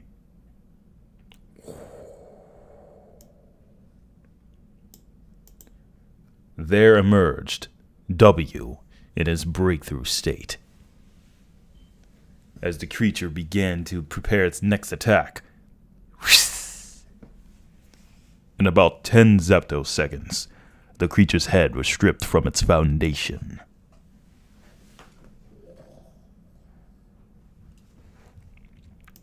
All right.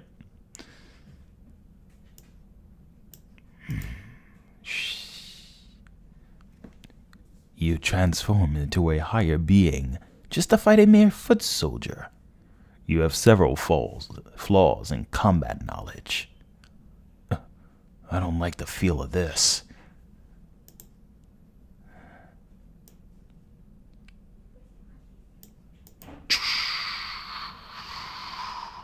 In subspace, the space between universes.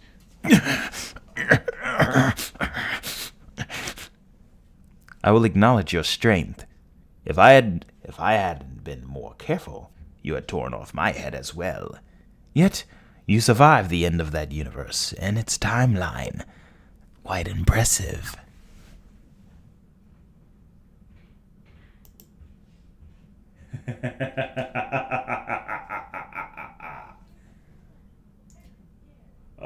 ATARi, I let in an official guide that said he could jump into the future, but Goku's still faster than Super Saiyan Blue. Kyle can't time swing. That is immeasurable. It is a form of passive immeasurable speed, by the way, King Ray. Real King Rave, it is a form of passive immeasurable speed. Passive immeasurable speed. In another dimension, within temporal law. It's been so long. And I'm starting to miss him. Why did we have to depart?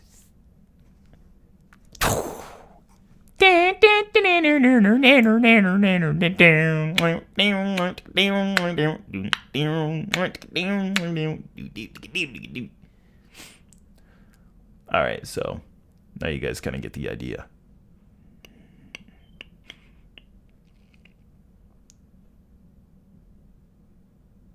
But for those of you who don't understand, let's go ahead and take a backstory. Who exactly is this lady? Well, we'll get into that. If you want to know who this lady is, we'll have to take a trip back to a chapter. Surprised to be alive? You have died otherwise if not for my aura. In the higher sector of Multiverse Level 6, where the pearls of order were as numerous as stars. Where the hell am I? Yep. She was destroyed along with your multiverse and the many layers that make it up. And that's when we get the famous statement. Surprised to be alive? You'd have died otherwise. If not for my aura, of course. We then lead on to our next scan, which will kind of explain a little bit to you. The man who destroyed your universe was none other than Monad, a tyrant from a domain known as Eternal Kala. He gets off on destruction and only seeks for power. He's a selfish and greedy individual who's sent out on causing chaos in a higher dimension outside the orbs of origin. Now, there is some bonus material that is also included that I'm also going to be showing some of you guys. A chill, she's not single. Oh, she's not single. Damn, All right, Bumblebee, you gotta relax.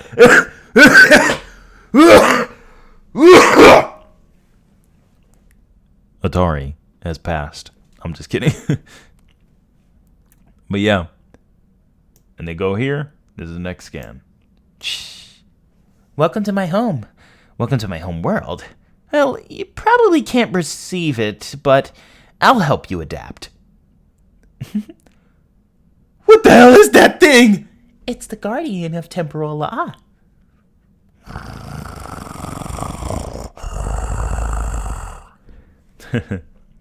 Well, I tried my best to make the sound effects, so don't laugh at me. I don't care how cringe it is. So shut up. That thing nearly gave me a heart attack. Getting you something to help you. It's like, that thing nearly gave me a heart attack. Well, we'll be getting you something to help your existence last here. Hey, Irem, do you have any more of those Tav charms? We might. I can go and check for you. What the heck is this place? This is the Spatial Hall. We keep special devices that allow lower existing beings to perceive and live within temporal law. And there you have it. You will now be understanding the final portions of what led us to this point. Oh, we have one more left. The Tav Charms. The Tav Charms. Special earrings designed to allow a user to withstand the harsh reality of temporal law. Hey kid, wear these. Wow. Now that I know a power like this exists, I won't stop transcending to their level. Now able to comprehend that higher infinities exist, the boys become even more confident due to their competitive nature. This realization alone shot their power significantly. And that explains exactly how the hell I got myself into this position right now against this damn thing. I went to go take on a mission originally, but yeah, this is where we're at. Alright guys, so there's a little bit of that. I hope you guys enjoyed a bit of it. Can someone make ATARi in charge of the power scaling for Dragon Ball? It's my boy Hispanic Mario. Super Shenron alternative. Hey guys, thank you guys, everyone else who's for watching. I hope everyone else was able to enjoy Super Jiren. All right, guys, I'm gonna show a little bit more of a bit of what's going on.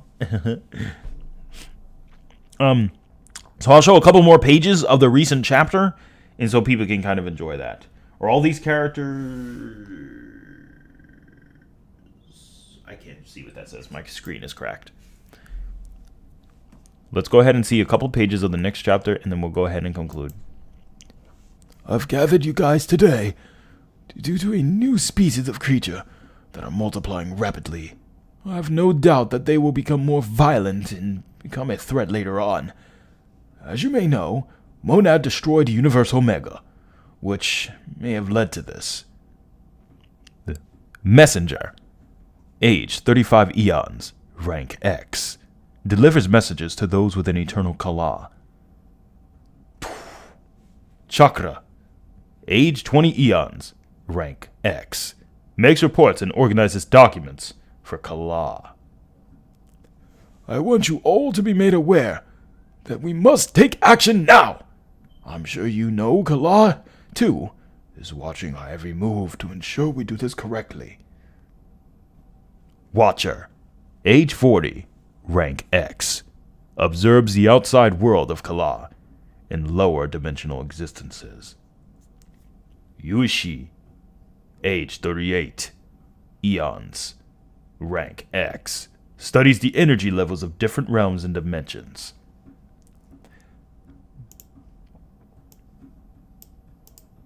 Do you have anything to say, Monad? As we have the whole... This is the entire lineup of those who exist within Eternal Kala.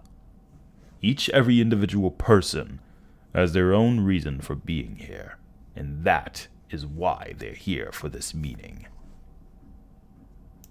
Later on, as we could see, of course, an interesting scan I'll show you guys before we begin further, as this is kind of hilarious. Oh no, the universe was just destroyed, and that new mortal was fighting against some golden creature.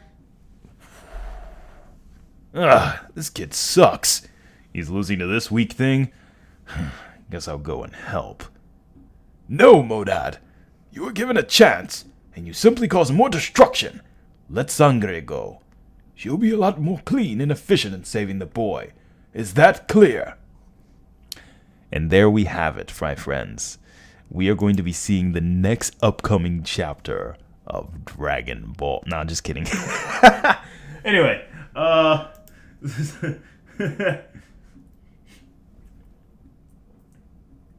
alright, guys. Peace out, Cosmic Scaler. Alright, guys, so I hope you guys enjoyed a little bit of the Dragon Ball Super chapter we talked about today, a little bit of thoughts on the movie.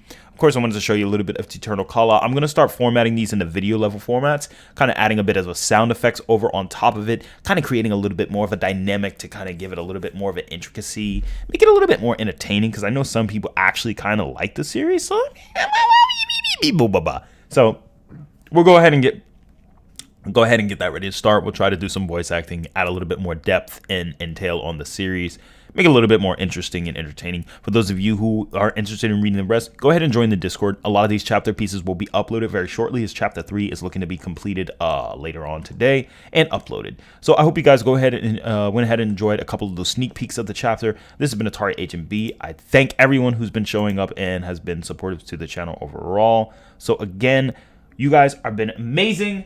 I will be in the Discord, so if anyone wants to talk to me then, you can, certainly, for a degree. But for the time being, I thank everyone who showed up.